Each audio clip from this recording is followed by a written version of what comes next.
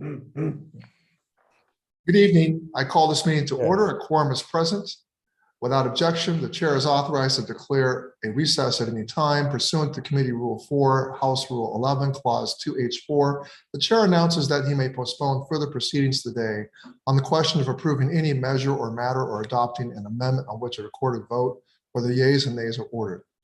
The committee procedures for remote hearings remain the same. If you are experiencing connectivity issues, please make sure you or your staff contact our designated technical support so those issues can be resolved immediately. If you wish to have a document inserted into the record, please ask for unanimous consent and have your staff email the document to veteransaffairs.hearings@mail.house.gov. Does any member have a question about the procedures for today's meeting or this evening's meeting? Mr. Chairman, this ranking member Bost, I just want to make sure that members do need to know they need to stay on camera, and we're down a couple numbers again. So. Yes, thank you. Members, please. Thank you. Thank you for staying on camera. If there are no other questions, we will proceed. I now recognize myself for an opening statement. With Veterans Day just around the corner, we meet today to advance legislation that will become part of our annual Veterans Day legislative package. The best way we can honor our veterans' service to our nation is through action, and this committee has been working hard to do that. Today, we meet to mark up 18 bills and back up our thank yous with concrete action. Our country's strength has always been in our diversity, and our veteran population is no exception. Our veterans, each with unique backgrounds and upbringings, are all unified by the same sense of duty and patriotism to serve the country they and their families call home. We owe it to them to make sure that all veterans, regardless of gender, sexuality, race, citizenship, or gender identity, have equitable access to the care and benefits they've earned. And that's why we'll look at bills that's why today we'll look at bills that promote justice for women veterans, create a commission to study the inequities of LGBTQ plus veterans, and help them heal and ensure these veterans have a voice at VA. And we know that VA has world-class research that benefits not only veterans, but the world at large. We'll look at legislation to bolster VA's research capabilities and begin a clinical trial to see how cannabis may help veterans. We'll also discuss legislation to achieve benefits parity for our Guard and Reserve members, support student veterans, and hold VA accountable for its electronic health record modernization project. Our veterans continue to serve our country long after they hang up the uniform. That has been made even more clear by the COVID-19 pandemic. Passing these 18 bills today will help us mark this Veterans Day with action and truly honor their service. And I hope all my colleagues will join me. So thank you. And with that, I now recognize Ranking Member Bost for his opening statement. Thank you, Mr. Chairman. And you know, we're here in the evening to consider 18 bills to improve care and benefits for our nation's veterans. Next week, we will commemorate the brave service of veterans on Veterans Day. I'm glad we will be able to do that knowing that we have taken meaningful action today on legislation to support them. That said, I have some concerns on some of the bills on today's agenda. Not all of the bills we consider today have gone through regular order. That means the members are being asked to go on the record in support of them without the benefit of stakeholders' views and the full vetting. Other bills on our agenda have prohibitive high costs associated with them, and those costs are not offset. That means that we will ultimately end up on the taxpayers tab and result in a higher taxes and even higher inflation. Now that makes it harder for veterans and other Americans to heat their homes, put food on their tables, fill their gas tanks. As the saying goes, this is no way to run a railroad. Mr. Chairman, I have discussed my concerns about the cost and the lack of regular order many times in prior markups and in our private conversations.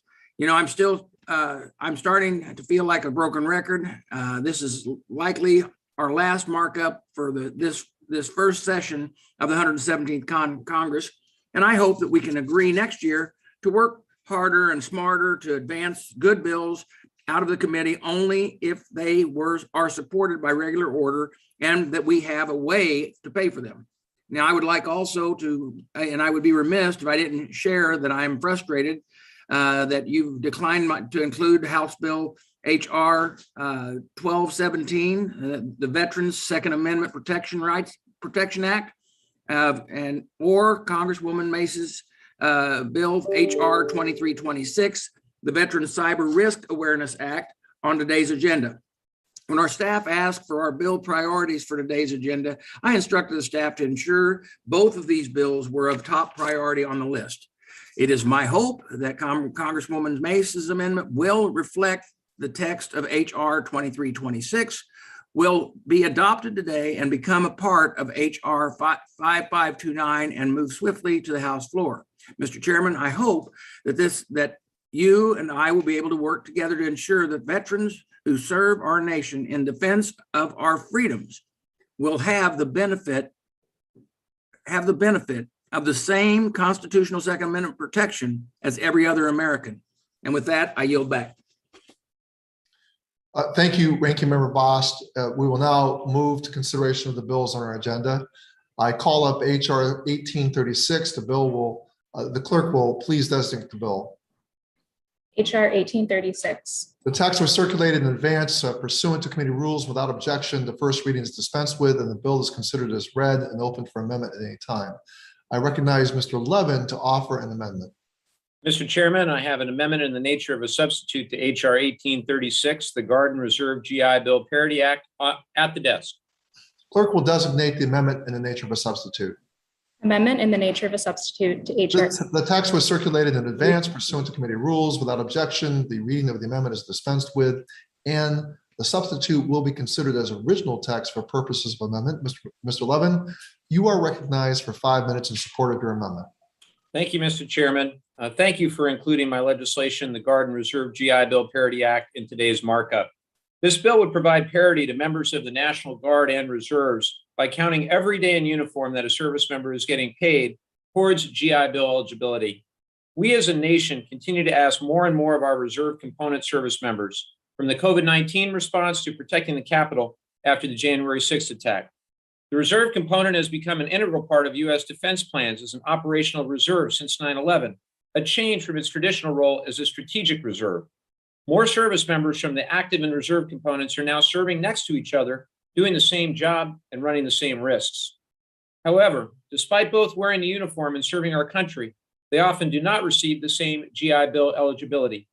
This is because under current law, service members accrue GI Bill benefits for each day they spend in an eligible duty status. Determining a service member's duty status and the benefits they're earning is often complicated and unclear to the service member. This bill would alleviate that confusion when it comes to GI Bill benefits. Under the ANS, all federal duty statuses except inactive duty for training, also known as drill weekends, would accrue GI Bill benefits beginning in 2025. Beginning in 2032, all duty statuses would accrue GI Bill benefits, including service performed before this date. This ANS ensures VA has the time and resources necessary to expand eligibility. It is the best option for us today to ensure service members can earn eligibility every day that they put on the uniform. That's why it has earned support from the Veterans of Foreign Wars, Student Veterans of America, National Guard Association of the United States, Enlisted Association of the National Guard of the United States, and the Reserve Officers Association. I urge my colleagues to support the amendment in nature of a substitute for the Guard and Reserve GI Bill Parity Act, and I yield back. Thank you, Mr. Levin. I strongly support the amendment in the nature of a substitute to HR 1836, Representative Levin's Guard and Reserve GI Bill Parity Act of 2021. This bill is a long-needed fix to the unequal treatment of Guard and Reservists for GI Bill purposes who under current law do not accrue education benefits the same, even when they are carrying out the same duties as active duty. These men and women serve our country and bear the same risks, so it is long past due for Congress to finally make every day in uniform count the same.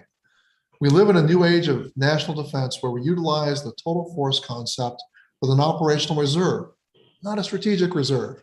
We saw this when the COVID-19 pandemic resulted in significant National Guard and Reserve activations to support response efforts throughout the United States. It's time the Guard and Reserve benefits reflect the key work they are doing and the need for equity across the total force.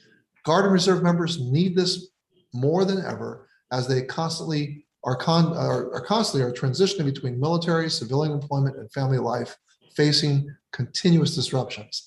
If service members can step up and do their part day in and day out, while holding down civilian jobs and squeezing in time to take care of their families, and veterans are funding this, then the least we can do here in Congress is to get out of the way of the solution. Besides just being the right thing to do, investing in equitable GI Bill benefits for Guard and Reservists will provide more than a tenfold return for our country. This bill has the support of a number of veteran service organizations, including Student Veterans of America, National Guard Association of the United States, Enlisted Association of the National Guard of the United States, and the Reserve Organization of America. I urge all members to support the amendment in nature of substitute to HR 1836. Is there further debate on the Levin amendment? Mr. Chairman. Mr. Moore. Mr. Chairman, I have an amendment to the amendment in the nature of a substitute at the desk. The clerk will designate the amendment. Amendment to the amendment in the nature of a substitute to HR 1836, offered by Mr. Moore. The text was circulated in advance pursuant to committee rules, and without objection, the reading of the amendment is dispensed with. Mr. Moore, you are recognized for 5 minutes in support of your amendment. Thank you, Mr. Chairman. My amendment to the amendment in the nature of a substitute would replace Chairman Levin's A&S language with the text of my bill, HR 2047. The text would provide additional eligibility for members of the National Guard who are called up on federal active duty orders in service other than training. As a former member of the National Guard, I know all too well the challenges that they face. The National Guard has transitioned in recent years from basically a reserve force to domestic missions to a full-time force operating around the globe. My bill, HR 2047, would remove the presidential declaration requirement that has restricted benefits for so many members of the National Guard in the past. This bill would make it so that members of the National Guard would receive eligibility for the time spent under the federal active duty orders that are not for training. This would provide eligibility for federal benefits to those who support COVID-19 relief, respond to a federal natural disaster, and protect our southern border.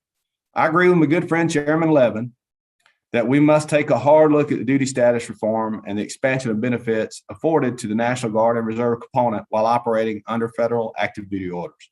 My amendment would make it clear that if you're called up on federal orders or something other than training, you should receive your GI Bill benefits. However, I'm concerned that the expansion proposed in his bill is a little too broad. We should allow DoD to complete their efforts to better align benefits to certain duty statuses before we move forward with such a large expansion. I also think it would be a good idea for the subcommittee on economic opportunities to have the legislative hearing on the expansion of these benefits so we can hear from the VA and the outside stakeholders what impact this will have on our National Guard. We need to have a discussion on how effectively expand these benefits for federal service in a way that is also fair to the American taxpayer. We have been told that the expansion to every day in uniform could cost over $2 billion over the next 10 years in mandatory benefits, where my expansion is closer to $20 million. I also share the concerns of many of my colleagues that the offsets that are proposed in the underlying A&S should be saved until we have a better idea on what the committee is going to do about toxic exposure benefits. We should also be asking the questions on if this issue is the best place to spend $2 billion. Should we be prioritizing improving benefits for service-connected disabled veterans or extending the successful vet tech pilot programs? These are the type of questions that could have been addressed in a legislative hearing on it. I'm also concerned that by putting the bulk of the cost of this proposal outside the budget window, we do not truly understand the real impact on our deficit. With that, I urge all my colleagues to support my amendment in the nature of substitute to HR 1836, and I will yield back the balance of my time. Well, thank you, Mr. Moore, and I thank the gentleman for offering his amendment. However, I must strongly oppose. Chairman Levin's amendment in the nature of a substitute would bring parity to all Guard and Reservists. The Moore amendment instead would only cover specific cases under specific designations. I appreciate Ranking Member Moore covering cases for national emergency designations. that only scratches the surface of the time commitment of our Guard, that the time, it only scratches the surface of the time commitment that our Guard and reservists make.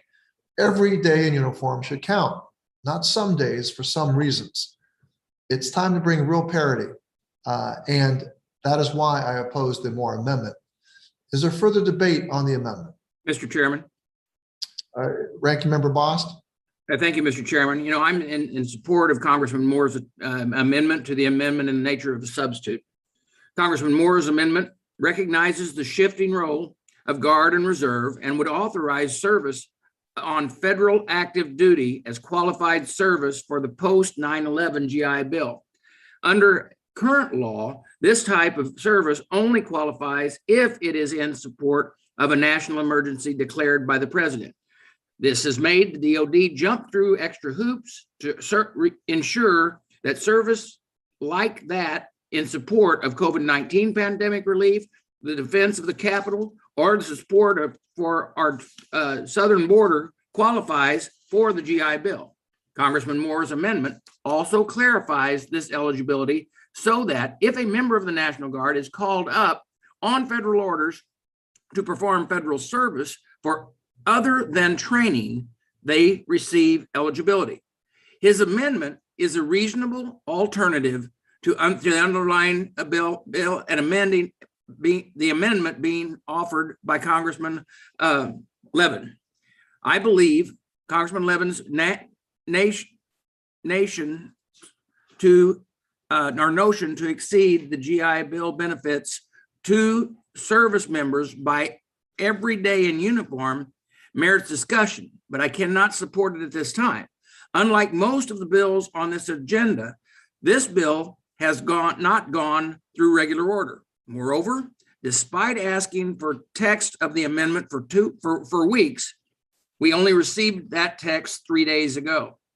When reviewing a massive benefit expansion like the one we're proposing in this amendment, we should do our due diligence. That means we must have the benefit of a legislative hearing, receiving the views of the relevant veteran service organizations and the administration. I know that some will say we had regular order on a version of the bill last Congress, but that isn't the same. Over half this Congress committee members did not serve on this committee last Congress and have not had a turnover in the administration, and we've also had a turnover in the administration. Additionally, I am pleased that the majority is breaking with past tradition and is identifying identifying pay-go offsets for the essential estimated 2.3 billion this bill will cost. I still have cost concerns. While many of our offsets my Democrat colleagues have proposed are responsible, I believe we should be saving the few offsets at our disposal for the ongoing discussion related to toxic exposure veterans that we said we would.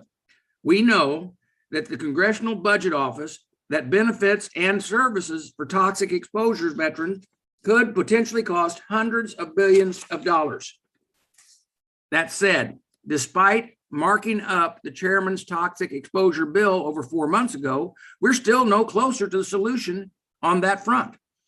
It would be irresponsible for us to use up all the accessible bipartisan offsets on this bill when my and the chairman's number one stated goal to address the needs of toxic exposure veterans has not yet been accomplished and comes with such a high price tag. In contrast, Congressman Moore's amendment would provide additional benefits to recognize the important role of the Guard and Reserve playing in our military in a fiscal responsible way that keeps most of our known offsets intact. I encourage members to support Congressman Moore's amendment and oppose the underlying amendment in the nature of a substitute. Thank you, Mr. Chairman, and I yield back. Thank you, Ranking Member Bost. Is there further debate on the amendment?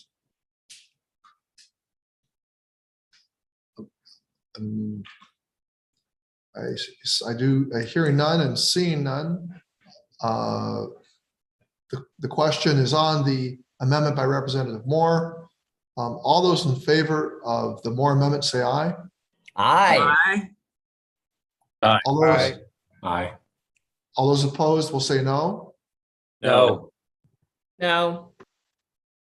In the opinion of the chair, the noes have it, and the amendment is not agreed to. Without objection, the motion to reconsider is laid on the table. Is there further discussion on the Levin amendment in the nature of a substitute?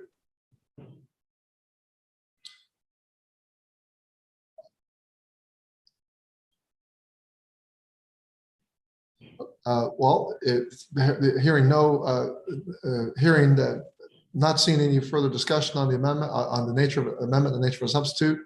The question is on the Levin ANS to HR 1836. All those in favor will say aye. Aye. Aye. All those opposed will say no. No. No.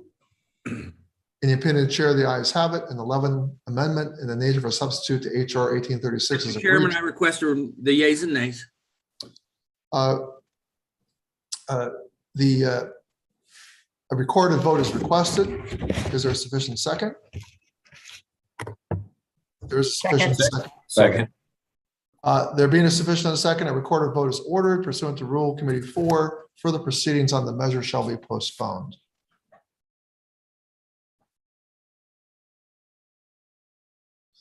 I recognize. I can.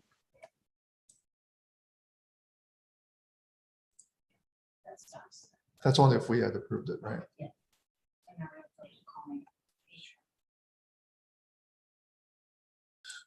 I now call up HR 3944.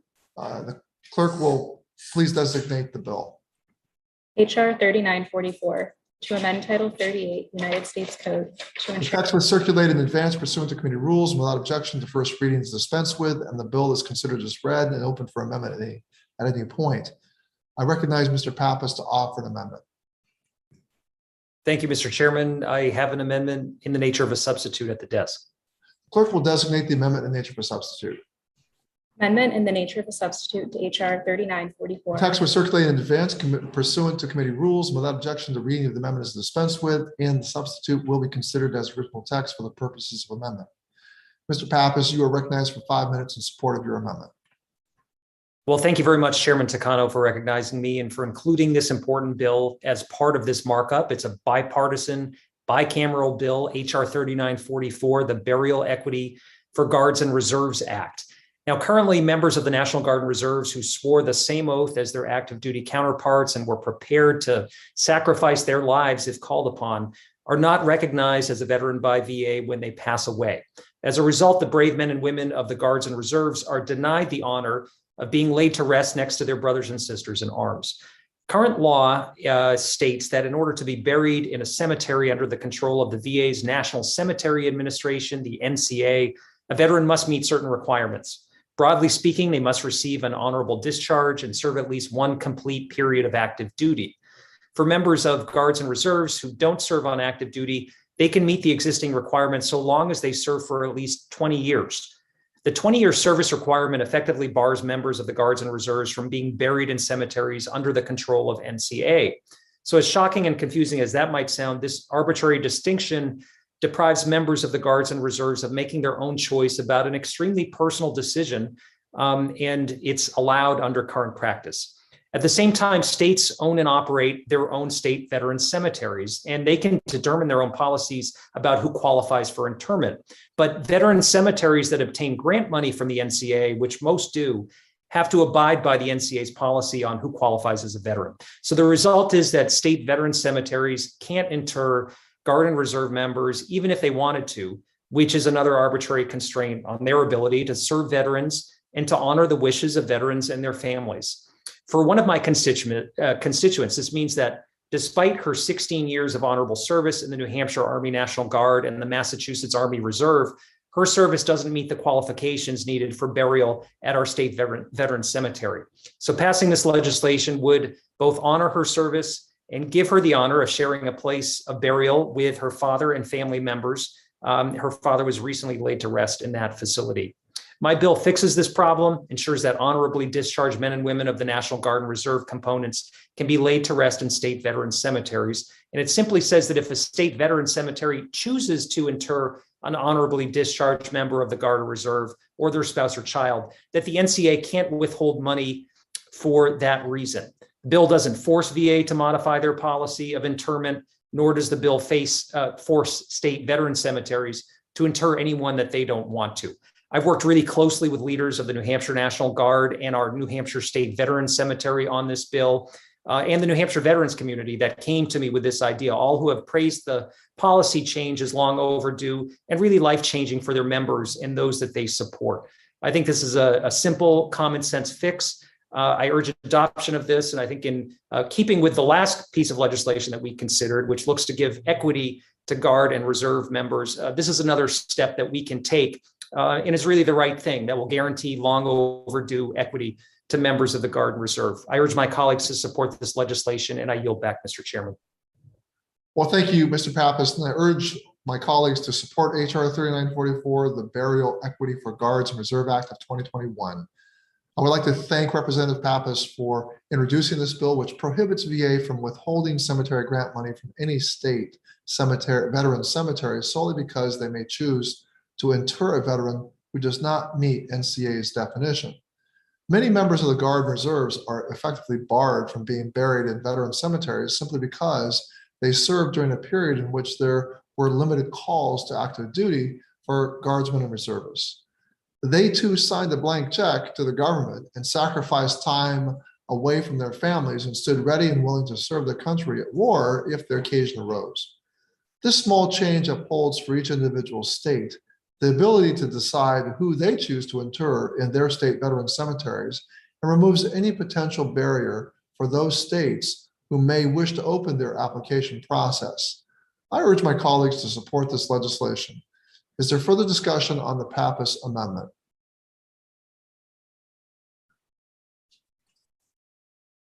Ranking Member Bost. Mr. Chairman, I have an amendment at the desk. I recognize Ranking Member Bost to offer his amendment. The clerk will designate the substitute amendment. Substitute for the amendment in the nature of a substitute to HR 39. Text was circulated in advance pursuant to committee rules, and without objection, the reading of the amendment is dispensed with. Ranking Member Bost, you're recognized for 5 minutes to speak on your amendment.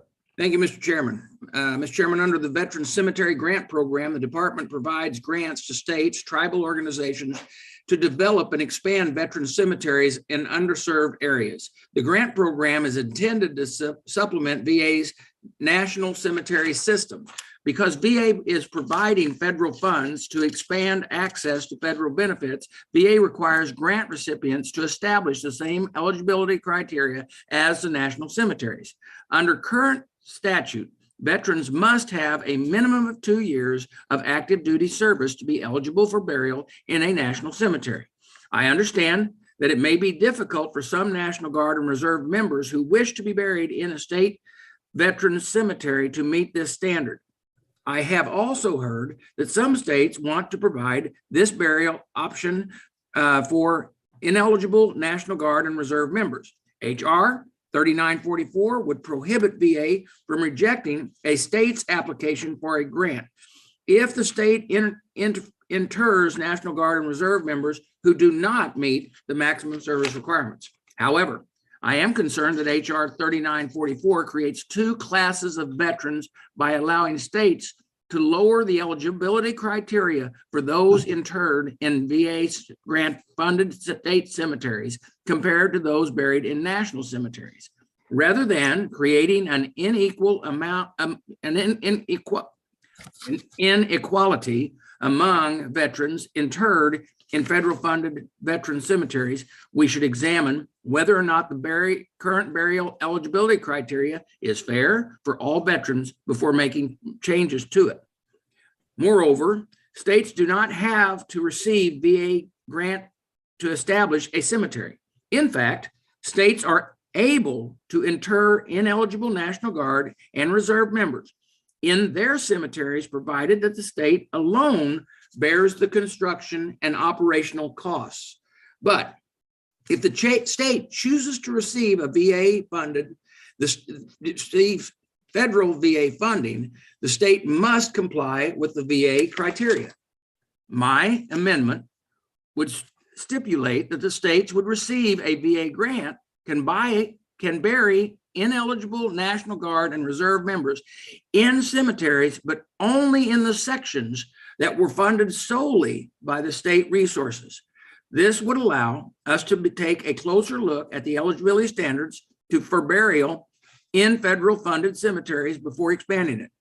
In the meantime, states would not be penalized for interring certain National Guard and Reserve veterans in areas of the cemetery that are funded solely by the state. I urge my members of support of my member, urge the members to support my amendment, and I yield back. Well, thank you, Mr. Bost. However, I cannot support your amendment, your substitute for the amendment in nature for substitute to HR 3944. The men and women in the Guard and Reserve who have spent the last 20 years either preparing for, deploying, or returning home from war are worthy of being buried alongside veterans interred in local and state cemeteries who receive National Cemetery Administration grants. The intent of this amendment seems to be in conflict with the legislation you have previously co-sponsored and supported to help Guard and Reserve members gain home loans and better access to employment and education. To say that not one penny of NCA grant funds used to help with upkeep and maintenance for state and local cemeteries can be spent on land where Guard and Reserve men and women are buried is wrong. I urge members to vote no on this amendment. If there's any further debate on the Bost amendment?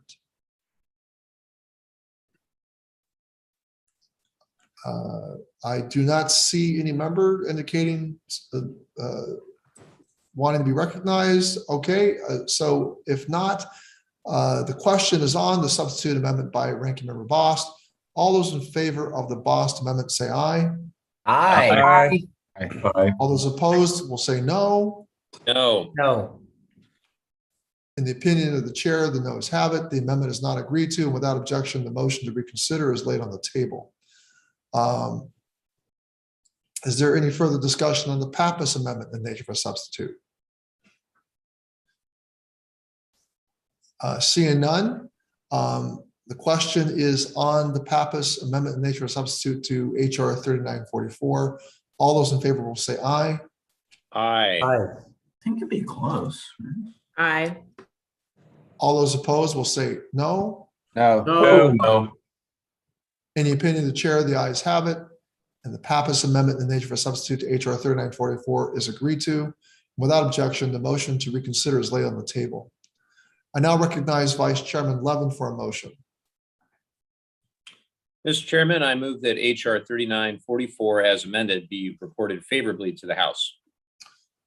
All those in favor of reporting favorably to the House, HR 3944 will say aye. Aye. Aye. Aye. All those opposed will say no. No. No. In the opinion of the chair, the ayes have it, and the motion is agreed to. Without objection, the motion to reconsider is laid on the table. Chairman, I request a roll call on that bill, on that. A recorded vote is requested. Is there a sufficient second? Aye. Yeah, so there being a sufficient second, a recorded vote is ordered pursuant to Committee Rule 4. Further proceedings on the measure shall be postponed. The committee will now proceed to consideration of HR 5603. The clerk will please designate the bill. HR 5603 to amend Title 38 United States Code. Text was circulated in advance pursuant to committee rules, and without objection, the first reading is dispensed with, and the bill is considered as read and open for amendment at any point. Representative Underwood, you are recognized for 5 minutes in support of your bill. Thank you, Mr. Chairman. I'm honored that today's markup includes my Protections for Student Veterans Act, an important bill to ensure that service members using VA education benefits are not punished for their ongoing service to our country. For more than 75 years, the VA's education benefits have helped veterans pay college tuition, find the right school or training program, and access career counseling. Thanks to these important benefits, veterans have been able to transition from military service to successful careers in a range of industries. Yet for too many student veterans, a period of active service or inactive duty training could mean grade reductions, failing grades, and even financial penalties. It is unacceptable for a veteran to be punished for their ongoing service to our country. I'm thankful that my state of Illinois has taken action to right this wrong, and I am proud to be the lead sponsor of the Protections for Student Veterans Act, which builds on Illinois' example and ensures that service members in every state can continue their education without penalty if they are called to serve. My bill, which is supported by the Student Veterans of America, will implement several common sense protections for students using VA benefits, including a prohibition on assigning failing grades or other punishments for service members who receive orders to begin active service or training. My bill would also ensure that students who are called to serve are refunded for tuition and fees for incomplete academic terms and have opportunities to resume their studies when their service is complete. These are basic protections that make good on our promises to veterans and honor the ongoing sacrifices made by our service members. I thank Chairman Takano for including the bill in today's markup, and I urge my colleagues on both sides of the aisle to support this legislation. Our veterans deserve nothing less. Thank you, Mr. Chairman. I yield back. Well, thank you, Ms. Underwood. Introduced on October 15th of this year by Representative Underwood, the Protections for Student Veterans Act amends the Service Members Civil Relief Act, which provides broad protections for active duty reservist and National Guard service members during deployments. Representative Underwood's bill enhances protections for members of the armed services of the armed forces who must suspend their education to fulfill military orders. Many states, including Representative Underwood's state of Illinois, have stronger student protections for service members than what exists at the federal level. There are currently few federal protections for members of the armed services who are enrolled in higher education when they receive active duty orders. These service members can be held liable to repay tuition and may also receive failing or incomplete grades as a result of suspending their education for military duty. I hope we all can agree that this is an unfair penalty to those members of the armed forces who are preparing for their future through education while also serving their country. The protections proposed in this bill will cover unexpected withdrawals due to military orders and unexpected withdrawals due to military orders, and can provide a restoration of benefits and reimbursements for classes. This bill takes the best practices from around the country to make sure student veterans aren't left with debts or incomplete classes outside of their control due to military orders. I urge all members to support HR 5603. Is there further debate on HR 5603? Mr. Chairman. Ranking Member Bost? Yes, Mr. Chairman, I ask unanimous consent to offer an amendment to HR 5603 that was noticed to be offered by Congressman Cawthorn, who is now currently not available because of a delay in the markup. Without objection, proceed. Thank you, Mr. Chairman. The clerk will designate the amendment. Amendment to HR 5603 offered by Mr. Cobb. Text was circulated in advance pursuant to committee rules, and without objection, the reading of the amendment is dispensed with. Ranking Member Bost, in lieu of Mr. Cawthorn, you're recognized for 5 minutes in support of the amendment. Thank you, Mr. Chairman. My amendment, HR 5603, would insert the text of Congressman Cawthorn's bill, HR 4874, the Fly Vets Act, to the underlying text. The amendment would close a long-standing loophole in current law that allows some contract flight schools to charge unlimited amounts of tuition fees. The bill would place a responsible cap on the tuition and fee payments through the post 9/11 GI Bill for any training, including flight training, pursuant to the third-party contractor at a public school. This cap would be equal to the cap on the tuition and fees for private and non-private for private and nonprofit schools. In addition, this new cap This amendment would also allow a student to receive accelerated payments for flight training. That would allow the doubling the cap on tuition and fees for a little over $52,000 per year. By doing this, the student would utilize 2 months of eligibility for every 1 month of training. In fact, on average, almost all GI Bill flight school students in 2020 would not be impacted by the cap on tuition and the fees, and all the students would be covered by the accelerated options. The bill also has 2-year delay effectiveness date to ensure that the current students are not impacted. I'm also pleased that the cap on the tuition fees has been a legislative proposal under multiple administrations and has broad support from veteran service organizations. The text on this bill has passed out of the House by unanimous votes in the 114th, 115th, and 116th Congress. I want to thank Congressman Winthrop, Chairman Takano, Congressman Levin for their work on the previous Congresses. And I thank Congressman Cawthorn for his advocacy on this issue here in this Congress.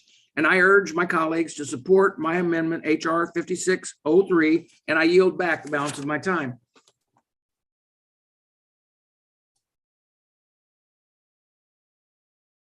Mr. Chairman, you're muted.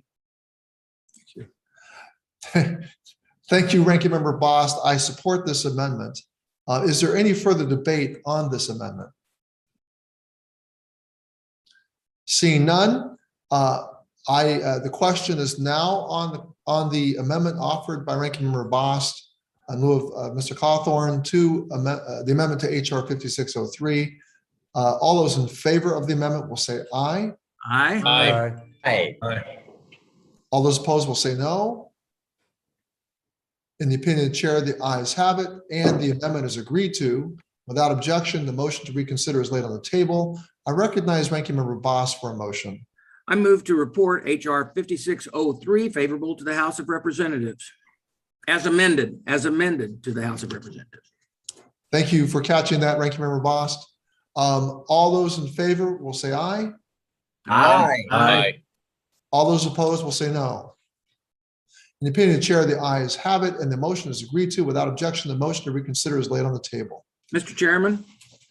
Ranking Member Bost. Mr. Chairman, pursuant to House Rule 11, Clause 2, I give notice of intent to file minority and supplemental additional and dissenting views on HR 5603 as amended. Without objection, so ordered, and without objection, the staff is authorized to make necessary technical and conforming changes in the committee amendments. I now call up HR 4591. Clerk will please designate the bill. HR 4591. Text was circulated in advance pursuant to committee rules, and without objection, the first reading is dispensed with, and the bill is considered as read and open for amendment at any point. I now recognize Mr. Mervan to offer an amendment. Mr. Chairman, I have an amendment in the nature of a substitute at the desk. The clerk will designate the amendment in the nature of a substitute. Amendment in the nature of a substitute to HR 45. Text was circulated in advance pursuant to committee rules. Without objection, the reading of the amendment is dispensed with, and the substitute will be considered as original text for purposes of amendment. Mr. Mervan, you are recognized for 5 minutes in support of your amendment. Thank you, Chairman Takano. In July, the Technology Modernization Subcommittee held a hearing to discuss the results of 2 reports from the VA Office of the Inspector General highlighting VA's failure to conduct a reliable life cycle cost estimate for the electronic health record modernization program. Specifically, the IG repeatedly found unreliable and incomplete estimates for upgrades and costs, as well as inadequate reporting, which has affected transparency to Congress. Given the size and the scope of the EHRM program, the lack of accurate cost estimate hampers VA's ability to provide Congress with an accurate picture of the cost and scale of the real need to modernize IT and physical infrastructure at VA medical centers. My bill, the VA Electronic Health Record Transparency Act of 2021, will address these issues. The bill will require VA to look at all costs across VHA, OIT, and any other program for any amount expended on EHRM, including for infrastructure projects. The amendment I am introducing today will also require VA to provide the committee with reports on performance metrics and outcomes. I know I am interested in finding out the true cost of this large modernization program, and I know this bill will help us get that information. I want to thank Chairman Takano and Ranking Member Bost, who are both co-sponsors of this bill, as well as the other co-sponsors that have made this truly bipartisan effort. I hope that every member of this committee will support this bill. Thank you, Chairman. Thank you, Mr. Chairman. I yield back my time. Well, thank you, Mr. Mervan. This bill promotes good governance and will enable Congress to conduct better oversight and hold VA accountable for its spending. It is essential that we ensure that taxpayer funds are being used properly and that VA is maintaining detailed records of its IT and physical infrastructure expenditures. I support this measure and I urge my colleagues to do the same. Is there any further debate on the Mervan amendment? Mr. Chair, Who's seeking? Representative Miller Meeks. Thank you. Thank you. Representative Miller Meeks, I recognize you for 5 minutes. Thank you, Chair Takano. Hopefully I will take much less time than that. I just wanted to thank Representative Mervan for bringing this very important bill forward. As a physician who was on the cusp, and then as a state health director who was helping with our health information network get off the ground in the state of Iowa, this is a very important bill. We know that the VA has struggled with getting up to task its electronic health records. And I think this is a very important bill to address both accountability, cost spending, and then also to ensure that we get a favorable electronic health record established throughout all the VA systems. So I just want to give my support to Representative Mervan. Well, thank you, Representative Miller Meeks. Is there any other member who wishes to be recognized? Mr. Chairman. Ranking Member Bost? Yeah, Mr. Chairman, I support the amendment in the nature of substitute on HR 4591 and the VA Electronic Health Record Transparency Act. Since the very beginning, the EHRM program, this committee has been requesting accurate and up-to-date life cycle cost estimates from VA. Despite our request, VA has never provided a credible life cycle cost estimate. VA cost estimates could not withstand even the most basic scrutiny.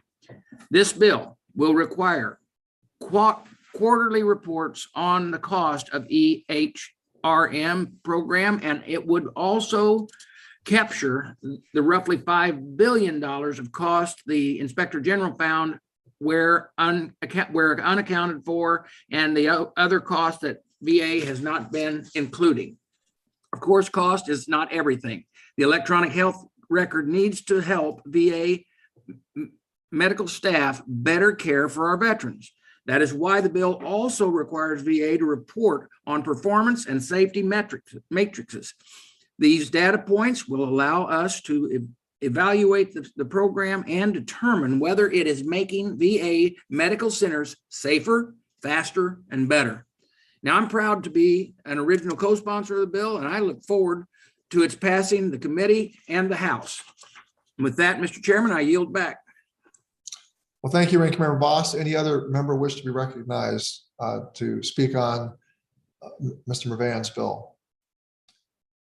Seeing none, let me just say, Ranking Member Bost, Chairman Mervan, and Representative Rosendale, I appreciate the bipartisan spirit in which the last oversight hearing was held. I think we share a bipartisan interest in trying to get this right.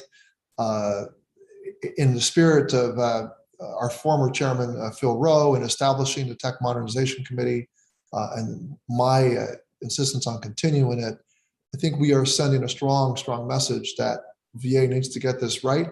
And this legislation is also another powerful statement. If there's no further debate, we'll move on to the question. And the question is on the Mervan amendment in the nature of substitute HR 4591. All those in favor will say aye. Aye. Aye. All those opposed will say no. In the opinion of the chair, the ayes have it, and the Mervan amendment in the nature of substitute is agreed to. Without objection, the motion to reconsider is laid on the table. I recognize Ranking Member Bost for a motion. Thank you, Mr. Chair. I move to report HR 4591 as amended favorably to the House of Representatives. All those in favor will say aye. Aye. Aye. All those opposed will say Aye. no. In the opinion of the chair, the ayes have it, and the motion is agreed to. Without objection, the motion to reconsider is laid on the table. Mr. Without Chairman. objection, go ahead, Mr. Bost. Mr. Chairman, pursuant to House Rule 11, Clause 2, I give notice of intent to file minority or supplemental additional or dissenting views on HR 4591 as amended. Without objection, so ordered, and without objection, the staff is authorized to make necessary technical and conforming changes in the committee amendments. I now call up HR 2250. The clerk will please designate the bill. HR 2250 to amend title. Text was circulated in advance pursuant to committee rules, and without objection, the first reading is dispensed with, and the bill will be considered as read and open for amendment at any time. Representative Rosendale, you're recognized for 5 minutes in support of your bill. Thank you so much, Mr. Chair. When I began serving on the Technology Modernization Subcommittee, I was horrified to discover that Congress has been shoveling roughly $8 billion a year into the VA information technology with very little useful information about how it's being spent. To be sure, every year VA produces hundreds of pages in its budget requests about IT and major projects. But when we examined it, we found very little relevance to what was actually happening. That's why I introduced HR 2250, the VA IT Reform Act of 2021, to start collecting basic, reliable information on VA's IT projects to help this committee to make better informed decisions. I want to thank Mr. Mervan, Mr. Banks, Ranking Member Bost, and our counterparts in the Senate for working with me on this legislation. Specifically, the bill would require the VA to report on major IT projects, cost estimates, schedules, and performance goals before they began and before any money was spent on them. If the project is approved, that information would then become a baseline that progress is measured against annually. I believe if we had all of this information now, several of the VA's major IT projects would be canceled. Some may never have even been started at all. The bill would also put an end to the VA Financial Services Center's autonomy in managing IT and moving systems under the purview of the Chief Information Officer. Last year, the Financial Services Center's recklessness allowed cyber criminals to reroute and steal millions of dollars in community care payments. The conditions that allowed this to happen need to be stamped out. Additionally, my legislation would require VA to provide the committee with copies of the IT portfolio reviews that it already conducts, as well as the information it already submits to the Office of Management Budget for the government-wide IT dashboard. There is no good reason for this valuable information to remain under lock and key. Since I introduced HR 2250 in March, the majority and minority staffs have worked with the VA and the Senate to negotiate additional language pertaining to VA's budgeting. This additional language makes the information in VA's budget requests about IT projects of all sizes more relevant, accurate, and detailed. It's included in an amendment in the nature of a substitute that I appreciate Ranking Member Bost offering today. Thank you, Mr. Chair, and I would yield back. Well, thank you, Mr. Rosendale. I recognize Ranking Member Bost to offer an amendment. Mr. Chairman, I have an amendment of the nature of a substitute to Clerk- 250th. Clerk will designate the amendment in the nature of a substitute. Amendment in the nature of a substitute to The text was circulated in advance pursuant to committee rules. Without objection, the reading of the amendment is dispensed with. Ranking Member Bost, you are recognized for 5 minutes to speak on your amendment. Thank you, Mr. Chairman. I want to thank Ranking Member Rosendale and Subcommittee Chairman Van for their work on the VAIT Reform Act since its introduction. Congressman Rosendale's bill would give Congress visibility into the VA's major IT projects before they start. You know, finding out about projects after they are underway is simply not good enough. I do not believe we are performing our oversight responsibility when we are simply being taken along for the ride. This legislation will make sure we receive information we need to determine whether to authorize projects. That is how most other committees and major agencies operate. With the VA budget approaching 300 billion, this committee has a duty to evaluate new IT investments worth hundreds of millions of dollars or billions of dollars. My amendment, in the nature of a substitute, would add several sections to the bill to improve the VA IT's budget. Specifically, the budget request would now contain a list of all active IT projects, a forecast of proposed unfunded IT projects ranked according to cost, benefit, and difficulty, and a project of the IT funding needs for 3 years from VBA, VHA, and NCA. These revisions to the legislation incorporated comments received from the VA, and they have been developed in cooperation with the majority and the Senate. I know that this bill is the product of months of work, and I'm proud to offer this amendment in the nature of a substitute to support this legislation. And Mr. Chairman, with that, I yield back. Well, thank you, Ranking Member Bost. This bill is a good first step to address the numerous issues that VA has had with technology modernization and management of major IT programs. And it provides Congress with key information to conduct proper oversight of those programs. The Ranking Member's amendment includes changes that incorporate feedback from VA and our Senate counterparts, and I support the amendment. Is there further debate on the Bost amendment? Mr. Chairman, I ask to be recognized. Mr. Mervan, you're recognized for 5 minutes. Thank you. Chairman Takano, I am pleased to be a co-sponsor of this bill with Mr. Rosendale. I see this as a great first step to getting better information from VA on cost, schedule, and performance of their major IT programs. As I have discovered as the chairman of Technology Modernization Subcommittee, VA has a long way to go to improve the management and performance of their IT programs. This bill provides Congress with key information to conduct proper oversight of those programs. I hope all my colleagues will support this bill. Thank you, Mr. Chairman, and I yield back my time. Well, thank you, Mr. Mervan. I want to ask if there's any further debate on the Bost amendment in nature of a substitute. I don't see anybody wishing to comment further. So we'll proceed to the question. And the question is on the Bost amendment in nature of a substitute to HR 2250. All those in favor will say aye. Aye. Aye. All those opposed will say no. In the opinion of the chair, the ayes have it, and the Bost amendment in nature of a substitute is agreed to. Without objection, the motion to reconsider is laid on the table.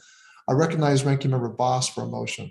Mr. Chairman, I move to report HR 2250 as amended favorable to the House of Representatives. All those in favor will say aye. Aye. Aye. All those Aye. opposed, any opposed will say no. In the opinion of the chair, the ayes have it, and the motion is agreed to. Without objection, the motion to reconsider is laid on the table. Without objection, the staff is authorized to make necessary technical and Mr. Chairman. changes in the committee amendments. Mr. Bost. Mr. Chairman, pursuant to House Rule 11, Clause 2, I give notice of intent to file minority or supplemental additional and or dissenting views on HR 2250 as amended. Without objection, so ordered. The committee will now proceed to the consideration of HR 5721. Clerk shall designate the bill. HR 5721 to amend title. Text was circulated in advance pursuant to committee rules. Without objection, the first reading is dispensed with, and the bill is considered as read and open for amendment at any point. I now recognize myself for 5 minutes to speak on HR 5721. Now, I'm very pleased to bring forward HR 5721, the VA Infrastructure Powers Exceptional Research, or VIPER Act of 2021. I'm even more pleased that I was joined in introducing VIPER by Ranking Member Bost. We asked all committee members to support this bill. This bipartisan bill was developed in consultation with scientific groups and veteran service organizations. It gives VA additional authorities it needs to make its world-class research program even more efficient and innovative to improve the lives of the veterans it serves. It's no secret that VA research is a jewel in VA's crown, and we need to ensure that VA can continue to be competitive in hiring the finest scientists to understand, prevent, and treat health challenges veterans face, from the effects of military toxic exposures and chronic pain to post-traumatic stress and traumatic brain injury. I'm thrilled that VA supports the Viper Act. It also is endorsed by several major VSOs, including the American Legion, Veterans of Foreign Wars, Disabled American Veterans, Paralyzed Veterans of America, Minority Veterans of America, and Wounded Warrior Project. Does any other member wish to be recognized to discuss HR 5721? If not, I recognize Ranking Member Bost for a motion. Thank you, Mr. Chairman. I move to, I'm sorry. I move to report, have we called the vote yet, Mr. Chairman? I'm sorry.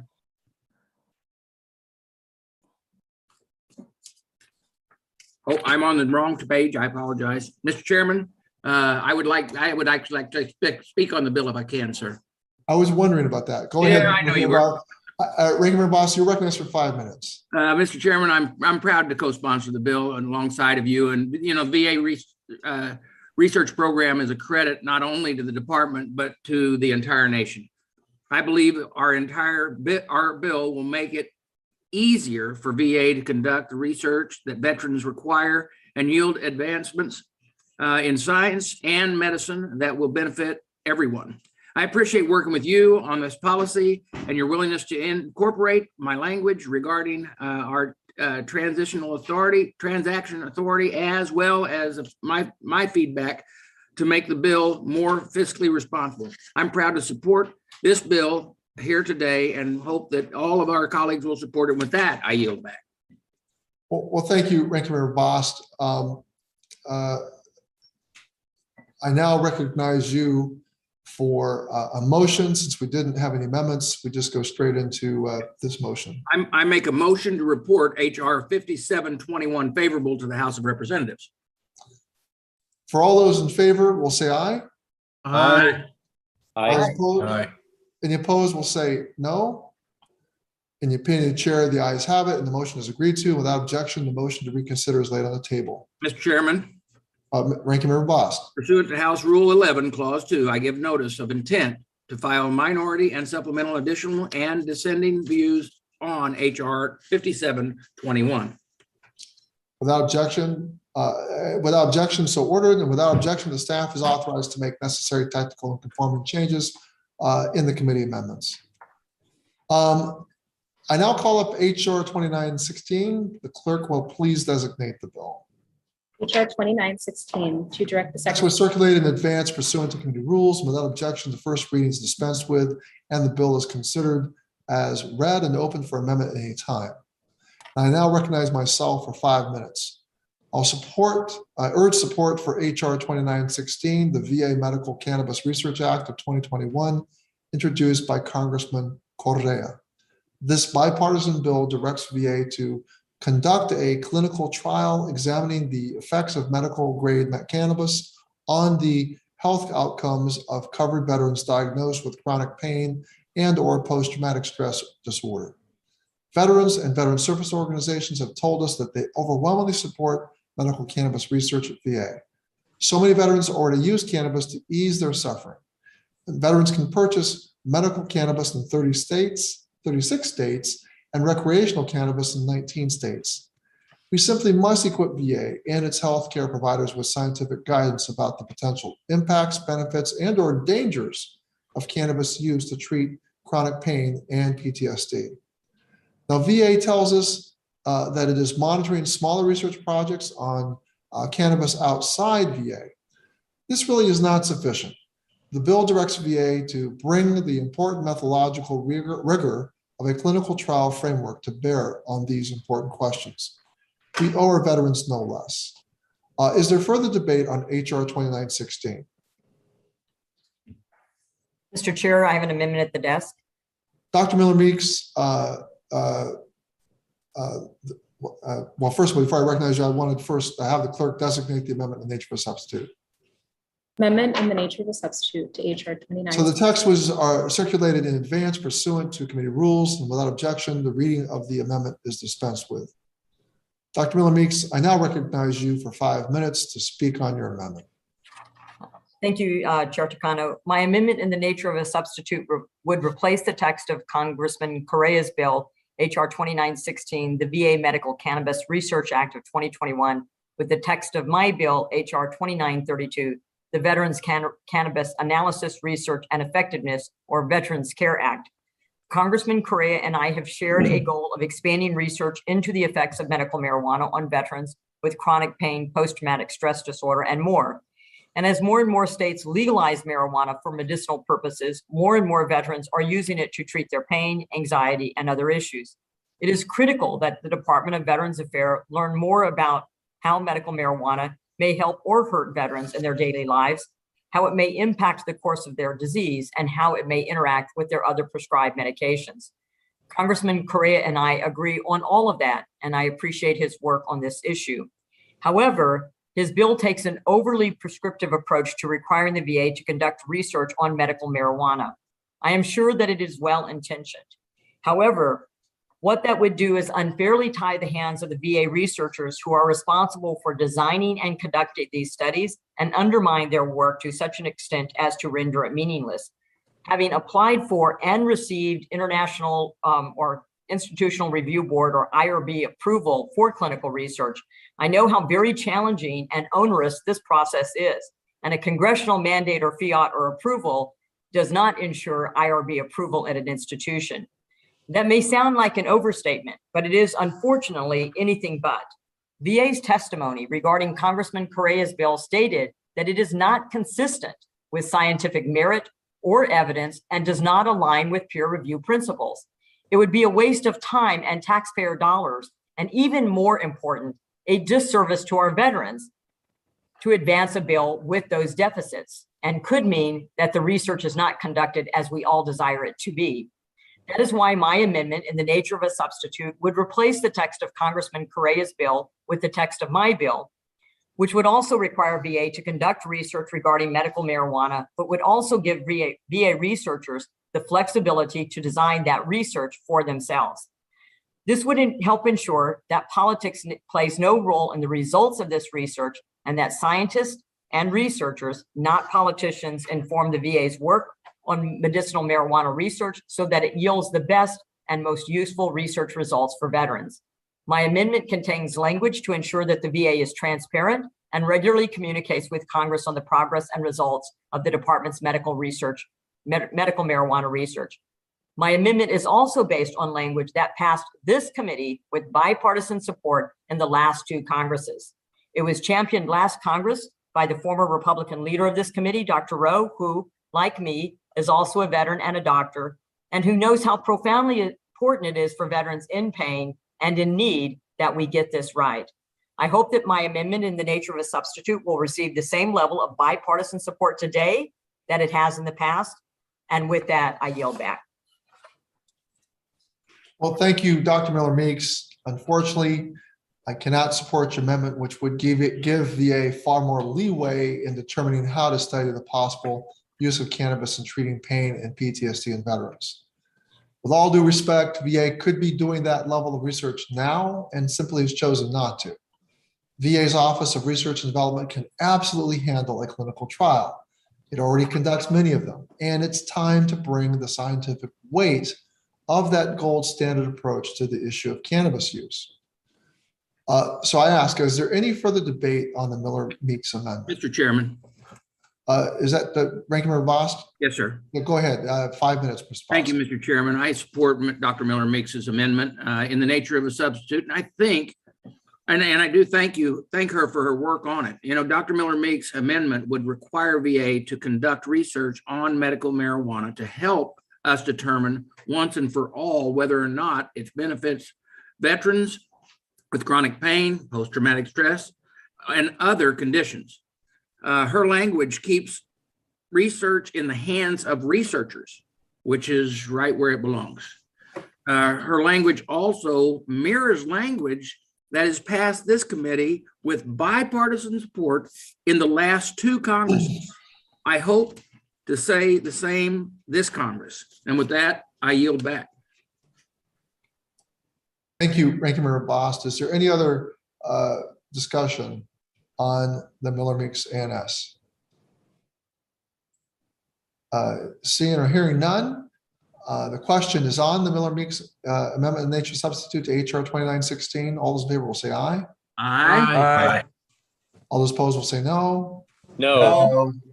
In the opinion of the chair, the noes have it, and the Miller Meeks amendment in nature substitute is not agreed to. Without objection, the motion to reconsider is laid on the table. Is there further debate on HR 2916?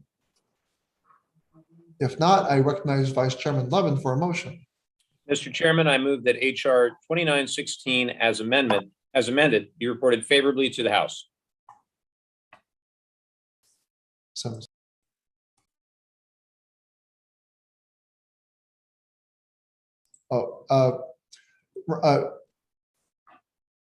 Vice Chairman Levin, Mr. Chairman, I forgive me would for that. ask you to remake that motion that. I move that Yeah, go I ahead. move that HR 2916 be reported favorably to the House. All those in favor of HR 2916 being reported Second. favorably to the House will all say aye. Aye. Aye. All those Aye. opposed say no. No. In the opinion of the chair, the ayes have it and the motion is agreed to. Without objection, the motion to reconsider is laid on the table. Mr. Chairman, I ask for a roll call. A recorded vote is requested. Is there a sufficient second? Second. And I heard a second from Mr. Rosendale.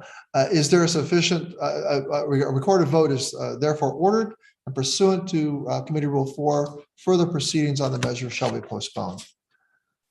The committee will now proceed to the consideration of HR 5029. Clerk will please designate the bill.